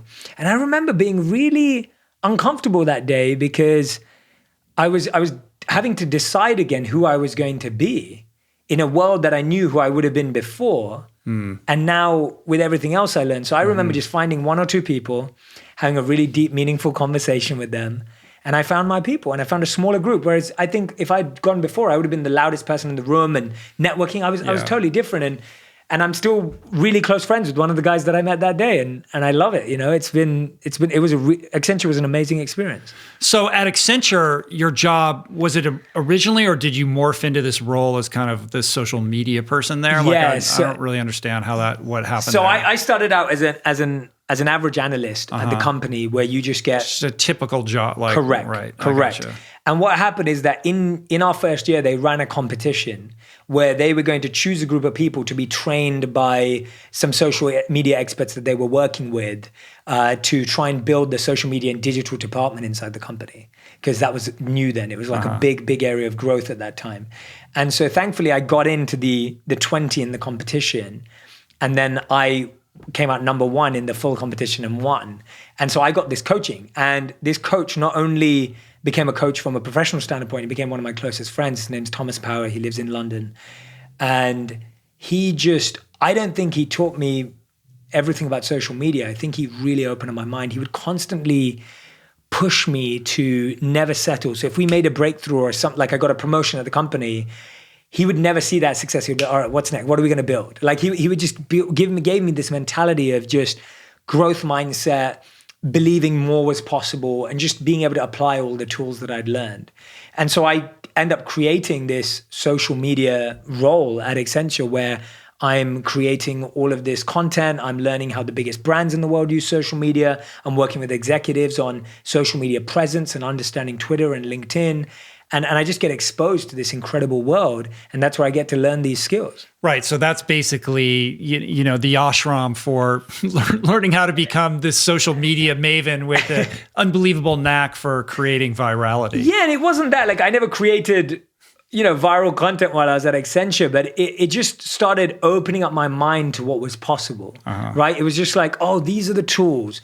Feeling comfortable with failure, getting it wrong. It gave me a playground, right? It gave me an opportunity. And this is what anyone who's listening in to this right now or watching this, and you're working at a company, your company is giving you an opportunity to learn, to grow, to test. I learned so much about digital and strategy working at Accenture that I could never have got from reading a book or going to a course or a seminar, because it was there. Like I was there with it every day with a company that was 500,000 people, a global organization. So that's when I hear that people are dissatisfied with their jobs and their companies, my biggest question is, have you learned everything you possibly could from that place? Because the truth is, you could find a lot more meaning and passion in a place that you don't want to be in, because you realize it could be the answer and key to what you could do in the future. And there is so much to gain. Yeah, that's a cool lens. So what's interesting about this is I didn't really fully understand that you kind of went into this corporate world before. I thought you kind of were hired as a consultant after you already figured out all this social media stuff and they hired you for that purpose. No. So that's fascinating. Yeah. But what I think is really interesting here is, from an outsider's perspective looking in, it would appear that so many of these timeless wisdom concepts don't square with living in the modern world. Like when we think of detachment, we think of asceticism. When we think of competition, we think of, the zero-sum game, et cetera. But I think when you peel back the layers, they're really highly compatible. So I'm interested in kind of exploring how you take these ideas into the world and how they inform your decision making and kind of how you see yourself. Yeah, I love that. And there's a big difference between, especially from the Bhagavad Gita's point of view, but there's a big difference between detachment and indifference. And I think in our limited mindset, sometimes we think that detachment means indifference or detachment means disconnecting. And actually detachment means, and I quote this incredible writer where he said that detachment doesn't mean that you own nothing. Detachment means that nothing owns you. And when you look at detachment through that lens, it means, can I use everything that I have for a higher purpose? Can I use it and engage it rather than be consumed and used by it? Now, granted, that's a very high platform to live on and it's not easy.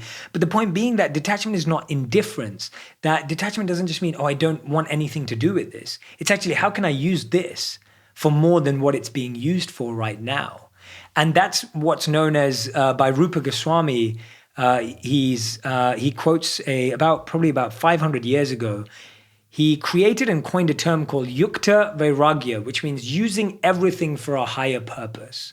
So he talks about how real renunciation, real detachment, real asceticism is how can I use this for something more than myself? Mm-hmm. And it's not about just getting rid of it. And I love that principle. And I think that that's a very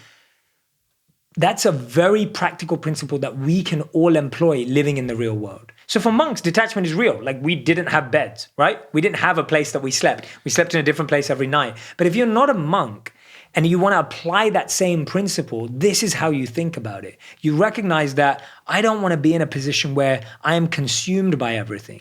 Another addition to detachment is detached from the result, focused on the process. That's another definition in the Bhagavad Gita, that you're not attached to the fruits of your labor, but you're completely committed to the labor, the process itself.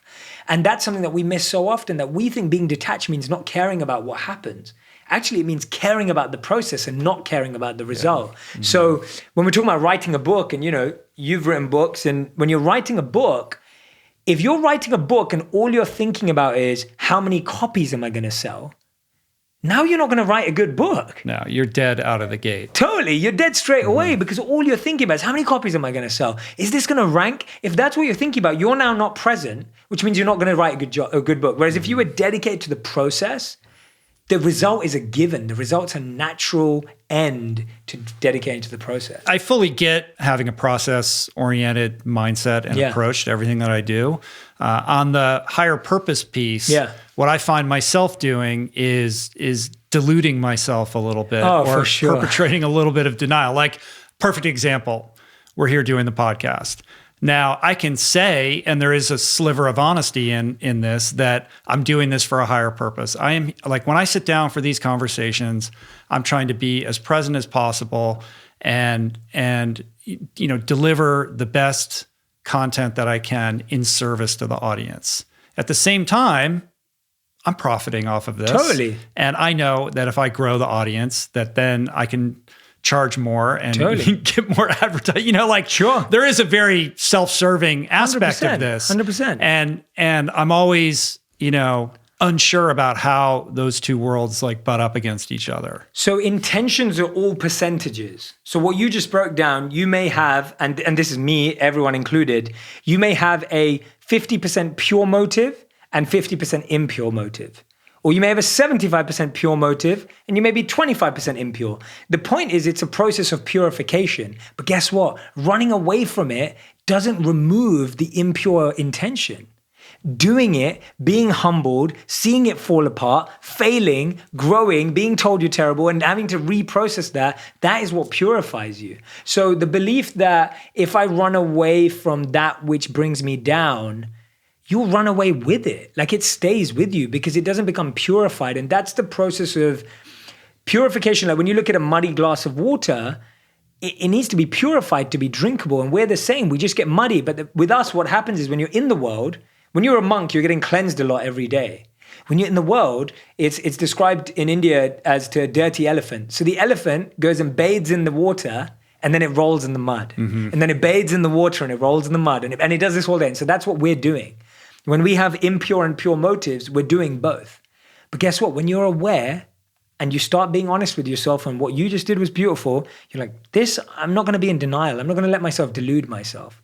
And what happens with that greater self-awareness, you'll get closer and closer and closer to being able to do things with a purer motive.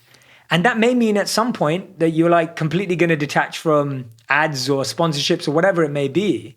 But that won't just happen if you stop that. That desire doesn't go away just because you don't externalize it. Well, the irony is that the more service-minded I am and the more pure I am in my approach, the better it all is. Totally. And that ends up being more enriching. Totally. You know what I mean? Yeah. So you can make the argument that somebody should be selfless and in service for selfish motives. Like you can be like, if I'm trying to appeal to somebody who is a selfish person, the appeal is, well, if you're in service to people, your life will improve. So even if you're doing it for selfish reasons, it's still the right thing to do. Yeah, 100%. Exactly. That's it. That's exactly it. Hit the nail on the head. That's it. Yeah. That's it. And if that's what gets you started, hey, that's what gets you started. So what trips you up? I'm like, now you're in the world, you're very successful, you've got a million things going on, the book's coming out, your videos are, you've got billions of views and all this kind of stuff. I would imagine your life is lined with spiritual minefields all the time, right? I mean, we're all being tested, but what are the tests that you're facing and where do you still find yourself tripping yourself up? What is it that you're continually having to revisit? Well, I think the biggest test is, so since I turned 18, I've always had my 2-hour meditation practice a day. And when I was a monk, obviously we did more, but the majority of the quality of it happened in the day, in the morning. For me now, with my crazy schedule, one of the biggest things being tested is my routine, my depth, my quality. Mm-hmm. And, in the modern world, people may say, oh, Jay, you meditate for 2 hours. My monk teachers would say, how deep were those 2 hours? Like, they don't care about the 2 hours. They're talking about depth and quality, not quantity. Mm-hmm. And so for me, the quality and quantity of my meditation is constantly being tested because there are supposedly more important things that I have to do, whether it's social media, whether it's audience, whether it's writing, whether it's doing, right, instead of being. And so my being is challenged. And that to me is the biggest thing that I have to watch out for constantly is when I'm traveling, I have to prioritize my routine. When I'm moving around and I'm waking up later than I always am, or I'm on a plane for too many hours a day, I can't let go of that. And I think that I'm sharing that as a very real battle right now because that's what I'm grappling with. And so for me, that's a big one. And I really think that my meditation is is where the purity comes from. Like, that's my bath. That's my purity bath every day. Like, you miss your bath, like you'll smell. It's the same thing. Well, it's rigged that way. I mean, all the being got you to this place to where now you don't have time for the being because it provided you with so many gifts and opportunities. Correct. Right? And so I'm just very, I'm saying this as much to answer your question as I am for my own vigilance. Like, the more I say this, the more I verbalize it, the more vigilant I become. Well, Goggins would just tell you to wake up earlier. Yeah, and I mean, that's part of it, but I think it depends how, and you may find this, I find that mentally creative careers or purposes are different and they require good sleep. And so I'm a big 100%. Believer. I'm a big believer in 8.5 hours of sleep. Mm-hmm. I sleep 8.5 hours a day. I'm sleeping before midnight, usually by 9:30, 10 p.m. to get my HGH to be maximized. And I think I know human growth hormone, for anyone who doesn't know, but I'm sure your whole audience would know, but sleeping after 12, your human growth hormone is not having the moment that it could have. And so you're limiting the quality of your sleep when you sleep after midnight. So for me, I'm a big believer in figuring out your routines. So that's one thing. That's one thing that I'm challenged by. Another thing that I'm challenged by is, and I'm trying to share, I want to give you real ones that I'm grappling with rather than the obvious easy ones of like, oh, there's so many opportunities and what to say no to and stuff like that. But I'd say another one is finding spiritual community. So finding deep community, I think I've been very fortunate. I think LA's been good to me, and we've made some really amazing friends here. But I think I go back to India every year to live with the monks. I take my wife as well. We go together every year. And that for me is my reconnection to remind me of how important that practice is. Because even while I'm here and I'm like, oh, I'm doing all right. I've been meditating every day. I'm doing good. I'm doing good. And then you go back and you're like, oh, wow. Like, there's so much more that I've totally missed. So that kind of reawakening and humbling every year is really powerful for me when you go and meditate with the experts and you're like, oh, okay, I get it. Yep, I've got a lot of work to do. And I think that looking in the mirror, and you can only look in the mirror when you're surrounded by people who are practicing with greater depth. And so I think that's a real challenge as well, of surrounding yourself with people who are aspiring for the same levels of depth. Right. And it goes back, to kind of reiterate your sliding doors example, to this experience you had, this blessing of being exposed to this monk at an impressionable moment in your life. Like, had that not happened, your life would have had a completely different flavor to it. Totally. And it goes to this point of, not only seeking out mentors, but putting yourself in a position where you're exposed to different ideas, right? Like, you can't model or become something that you're not exposed to. Yeah, exactly. No, you can't. And that's the biggest thing, right? We've all heard it before. You can't be what you can't see. And I think if we don't see enough of something, you don't realize how important it is. And that's why, the biggest monk approaches to everything are so powerful. Like, we talk about routines. Monks have incredible morning routines. Mindfulness and meditation practices. We know that, some of the most successful people in the world, and you've interviewed some of them and I've interviewed some of them, and they've all got a deep meditation practice. Breath work is so powerful. Like, I'm breaking this all down in the most simplest ways of how, even just self and service, like that to me as a concept of how monks live their lives, of half self, half service, like all of those are such brilliant foundation points of how we can construct our lives to find peace and to live with purpose. Like there are these simple constructs that we can all adopt. Clarity is a superpower. Oh, for sure. As said by somebody we both interviewed, Yuval Noah Harari. Love you, right? Yeah, who also has a, strong meditation practice. He's a 60-day, he goes away. I think this year he did 30 or did he do 60? He was telling me, we were talking just before, and he told me he used to do 60 days, and now because of his busy schedule, he still does 30 days. Yeah, exactly. Every year. Yeah, and I love that about him. And he will tell you, and I'm sure he told you as well, that his books are a product of that practice. Like because he requires that level of solitude to develop the clarity that's necessary to write his books, which really are these 10,000 foot perspectives on how we live. Totally. Right? Yeah. And it's one thing to be on a Vipassana meditation or in an ashram where you're stripped away of those distractions. But, we live in a world where the noise is overwhelming and the distractions are not only omnipresent, they're specifically constructed to be as highly addictive as possible. Yeah. And this is an interesting dynamic because your work requires you to have distance from those things, but you leverage those mediums to basically, to have this career that you have. Yeah. And I think that it's a beautiful thing because the tools are not going to go away. And social media is not going to go away. So learning how to use it effectively. Like I was just listening the other day. I really want to interview him too. I watched an interview with J. Cole the other day. I mixed him up with a football player nearly, but J. Cole, the rapper. I don't know if I know who he is. His music's fantastic. And I was watching an interview. He's very reflective. And he was saying that he took a break from social media to get away. And he realized that when he came back, nothing went away. Right. And this was the point that I'm making, that learning how to engage is more important than disengaging. And this is something that's missed. Disengaging is the first step to re-engage more effectively. It is not the step and the final step. And I think a lot of us look at disengagement as the achievement or the final step, when actually disengagement is the beginning step of effective re-engagement. Does that make sense? Yeah, I like that, actually. And I think that that's the mistake people make. People say, I went on my social media 7-day fast. I'm going to be brilliant when I come back. No, because you haven't still figured out how to re-engage. When I became a monk, it disconnected me from the noise. But my re-engagement into society has been more powerful because of the disconnection, but not seeing the disconnection as an end.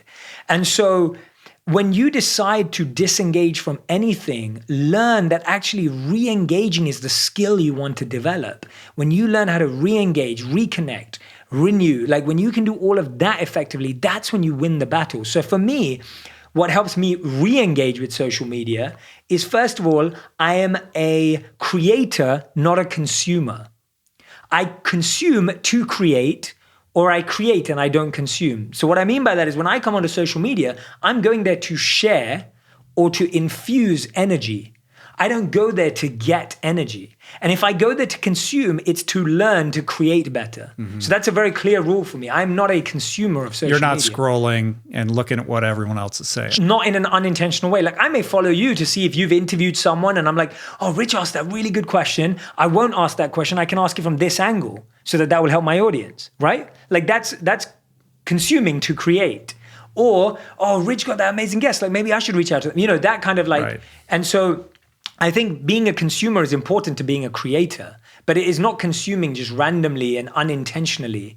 And even if I'm being random on social media, it's intentional. I'm like, I'm going random to see what comes up on my feed because I want to see what's winning. So that's one point. The other barrier that I've made is me and my wife have created no technology times and zones in the home. And we break this all the time, but it's a good rule. So we decided that we would not have phones. And I recommend this, to have phones in the dining room or the bedroom because it's more fun to eat and sleep with people. So don't ruin those spaces where there's time for bonding and connection and conversation.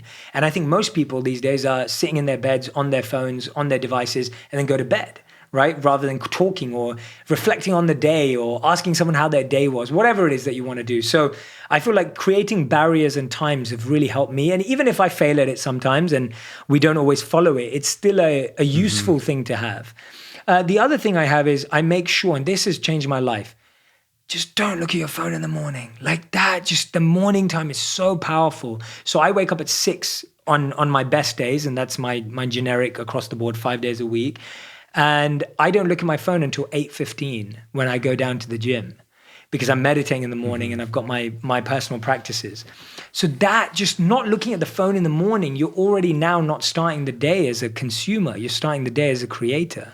I think I heard you say that you locked your phone in your car. It's true. It's a true story. So that was when I came back from being a monk. So when I came back from the ashram and I moved back in with my parents, I used to leave my phone and my laptop in the car, locked in the trunk outside, because I knew that if I kept it downstairs, I would trick myself into going to get it. Even after 3 years at the ashram. Even after 3 years at the ashram, because that's how this stuff is designed. But again, it was disengaging to learn how to re-engage. And re-engagement means rules. You have to set rules for yourself. You have to set rules that you can follow and rules that you can commit to. And I think the simplest one for me is, if you don't, like, and I don't know how you live, but I live like my life is very scheduled by the minute and the hour, even if it's free time or reflection time. And I like living like that because it doesn't give me an excuse. I don't really have many gaps in my day where I can just aimlessly do stuff. Well, it takes the decision fatigue out of everything, too. Correct. I mean, one hard and fast rule that I have that I break fairly regularly is I never schedule anything before 12. Nice. Yeah. So my morning time is meditation, journaling, and then I go out and I train. And that's usually, that's my solitude. That's an active version of meditation that involves trail running or, going swimming or whatever I'm doing. But I give myself that seems very indulgent to most people. And I have the privilege of being self-employed, so I can do that. And I understand most people can't do that. But by adhering to that rule, people will say, oh, can you do this conference call at 9 a.m? I was like, no, I'm not available until 12. Sometimes I have to bend for that or whatever. But by making that kind of a parameter and a priority, that's improved my life tremendously. Exactly. Yeah, that's beautiful. And I think that, like you said, if there are people out there who can't make those decisions, make it in the power that you do have.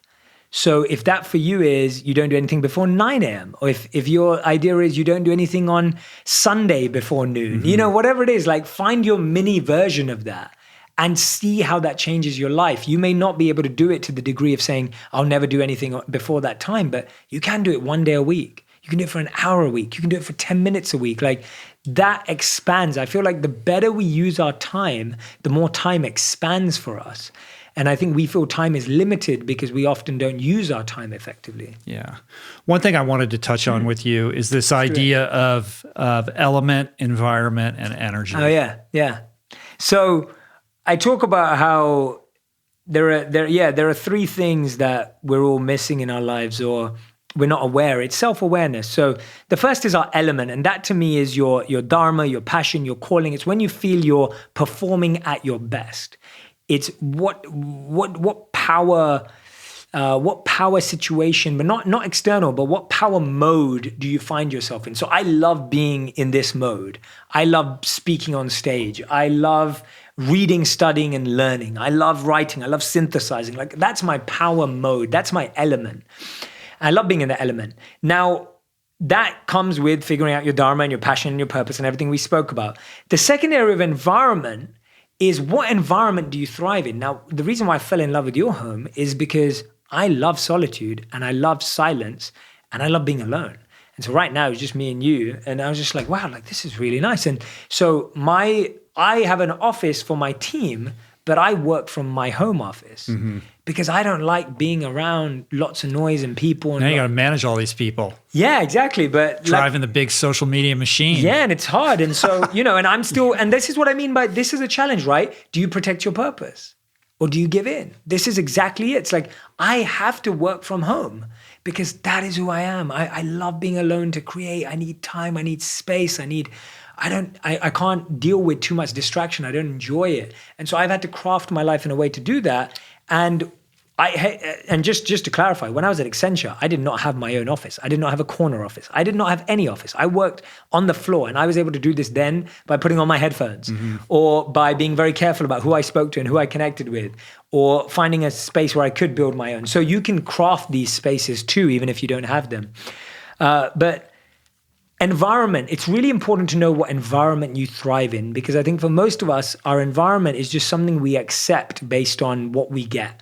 And we're not good at crafting. Environment could be something as simple as playing the right song. It could be having the right background on your desktop because it brings you to life. It could be having crystals in front of you. This is an environment. When I walked into it, I was like, oh, books and crystals, my kind of table. It's like there's so much. This is an environment, and everyone can create the environment, whether they're at an office desk, whether they're in a cubicle, whether they're on the train. You have to create the environment.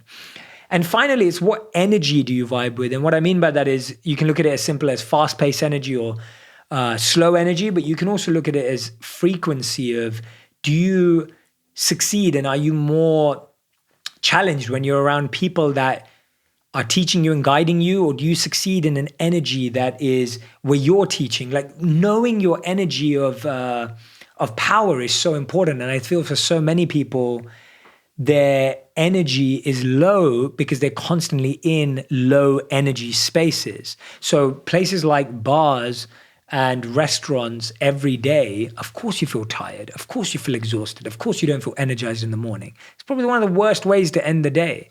And we think that it's decompressing.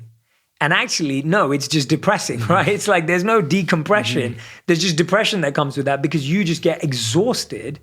And your body and your mind are now dealing with what's called cognitive load, because your mind in a bar is not only trying to listen to the person talking to you, your brain is trying to process all the other cluttered sound because it's trying to make sense of it. Now, guess what? Your brain doesn't realize for a long time that there is no sense in it because it's still trying to process. So it's getting drained.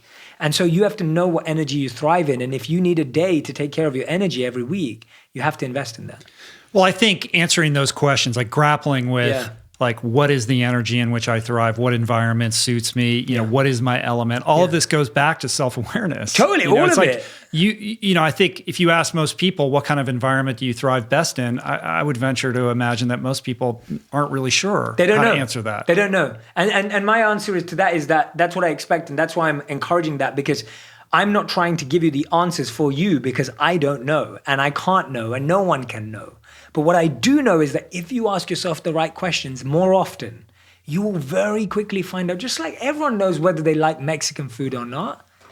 It's the same thing. It's not complicated. Like, it's really that simple. It's like, you know whether you like Mexican food or not. Okay, you like Mexican food. Do you like burritos or tacos? You know the answer to that. Like, it's not complicated. And it's the same with energy and environment and element. It's just no one's ever asked us. No one's ever asked us, what's your favorite energy, right? Imagine being on a first date and someone goes to you, what environment do you thrive in? No one asks that. Everyone asks, what's your favorite color? What's your favorite food? What's your favorite movie? Start applying that same questioning to how you live your life. Ask that about people you meet. When you literally, I remember I was given a very interesting offer once by a very wealthy individual. And I remember, and it would have been very lucrative for me. And I remember coming back from that evening and speaking to a very dear friend of mine.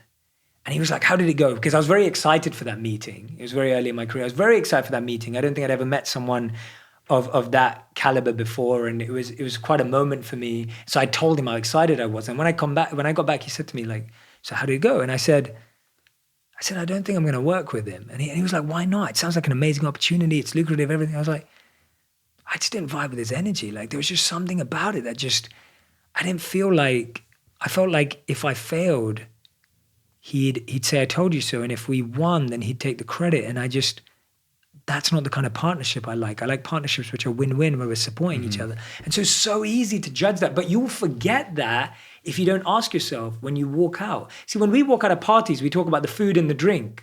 We talk about what people were wearing.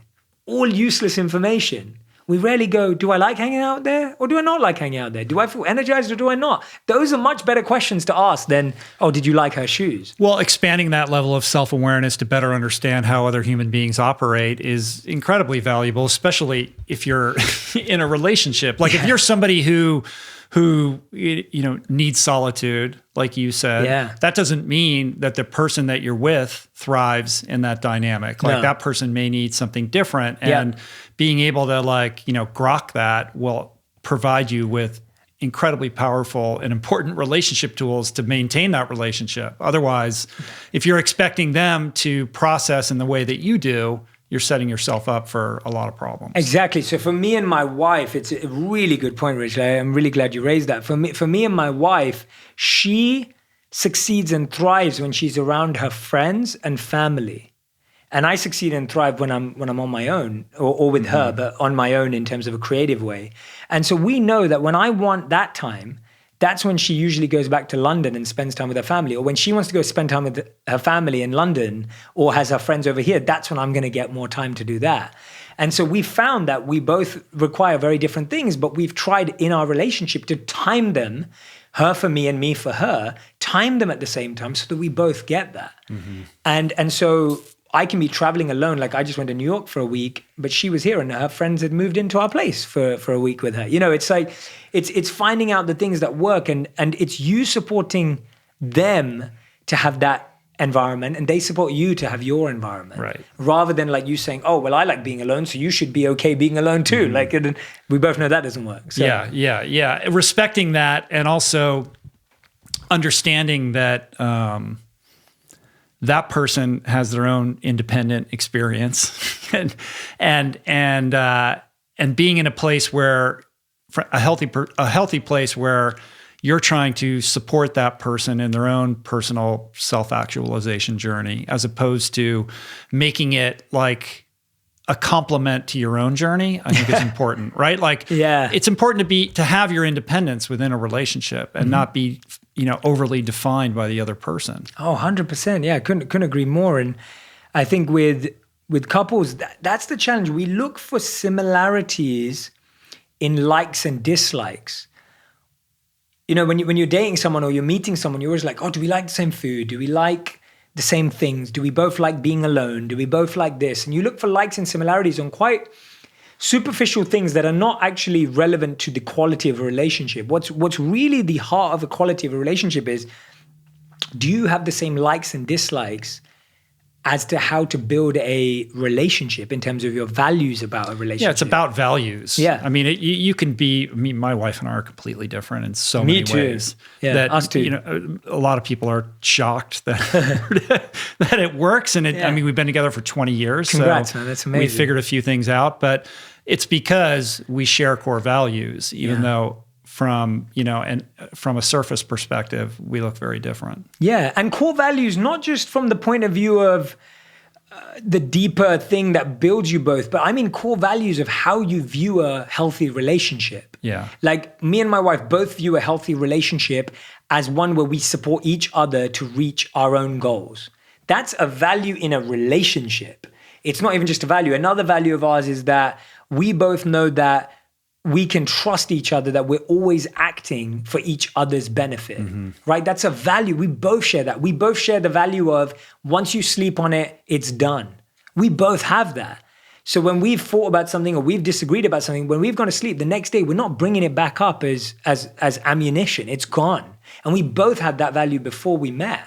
And so those are relationship values. And that's what you need, values that are similar on, not just values in, oh, we both value spirituality. That's there, but this is a deeper level of that. Yeah, it's not about avoiding conflict or not arguing or not having fights over things. It's about how you process that and communicate to get to the other side and, minimize the half-life.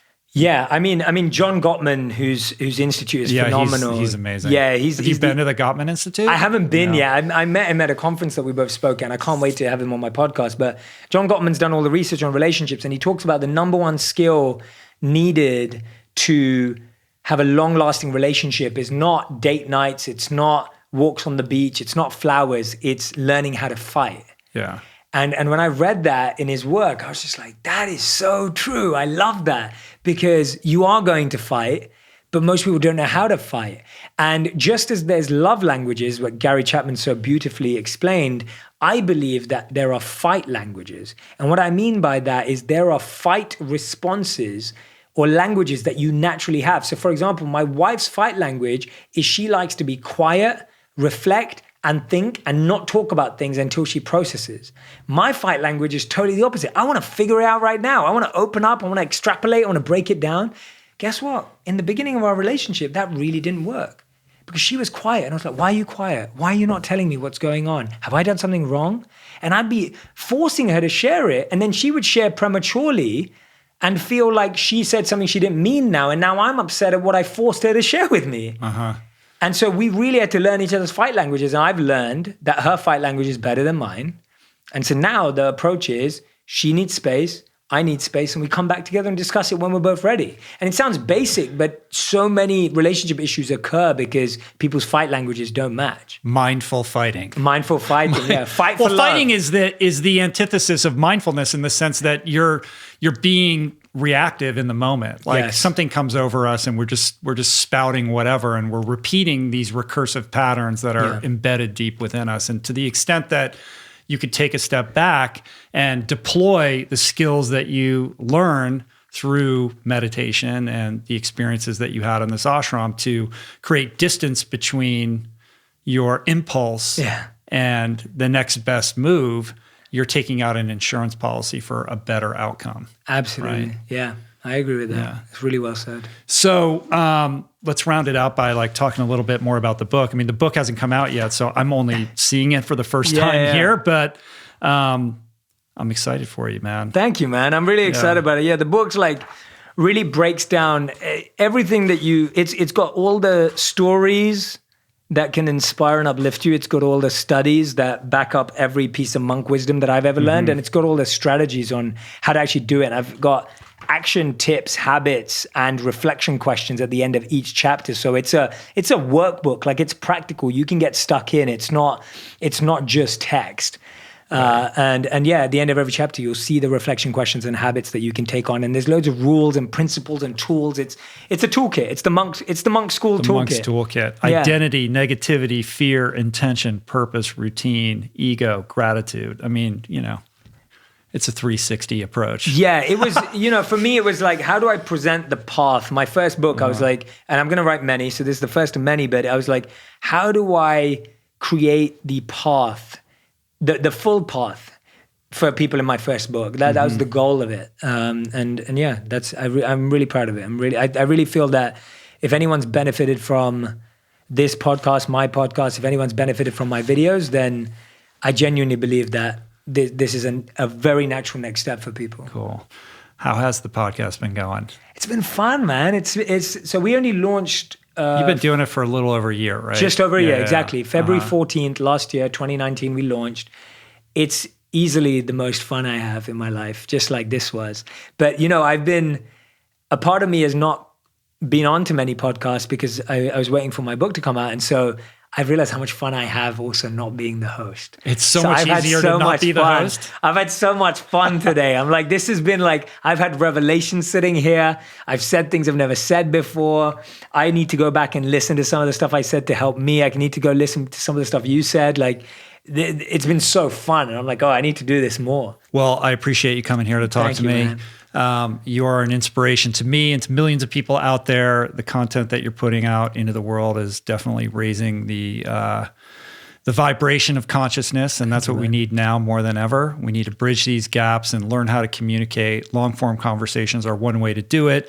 The videos and everything that you kind of produce as really like a spiritual offering to the world, I think is a gift. So thank you for that. Thank you, Rich. And I'm excited to see how this book is received by the world and what you decide to do next, my friend. And you've always got a welcome seat across from me here. Thank you, man. I was also going to say I've been schooled today on how to host a really good podcast. This has been from a veteran. This has been a lot of fun, and it's you're brilliant to talk to, man. I've really explored so many things today. So thank you so much for helping me re-explore and learn and question so many of my own beliefs and values. So I really appreciate anyone who can help me do that. Thanks, man. So the book is Think Like a Monk, available everywhere. Support your local booksellers. But you can also, of course, always get it on Amazon. You can learn more about Jay at jshetty.me. He's a beast on Facebook, which is interesting because it's like, I thought we were done with Facebook, but you're like huge on Facebook. That's a whole other podcast. Yeah.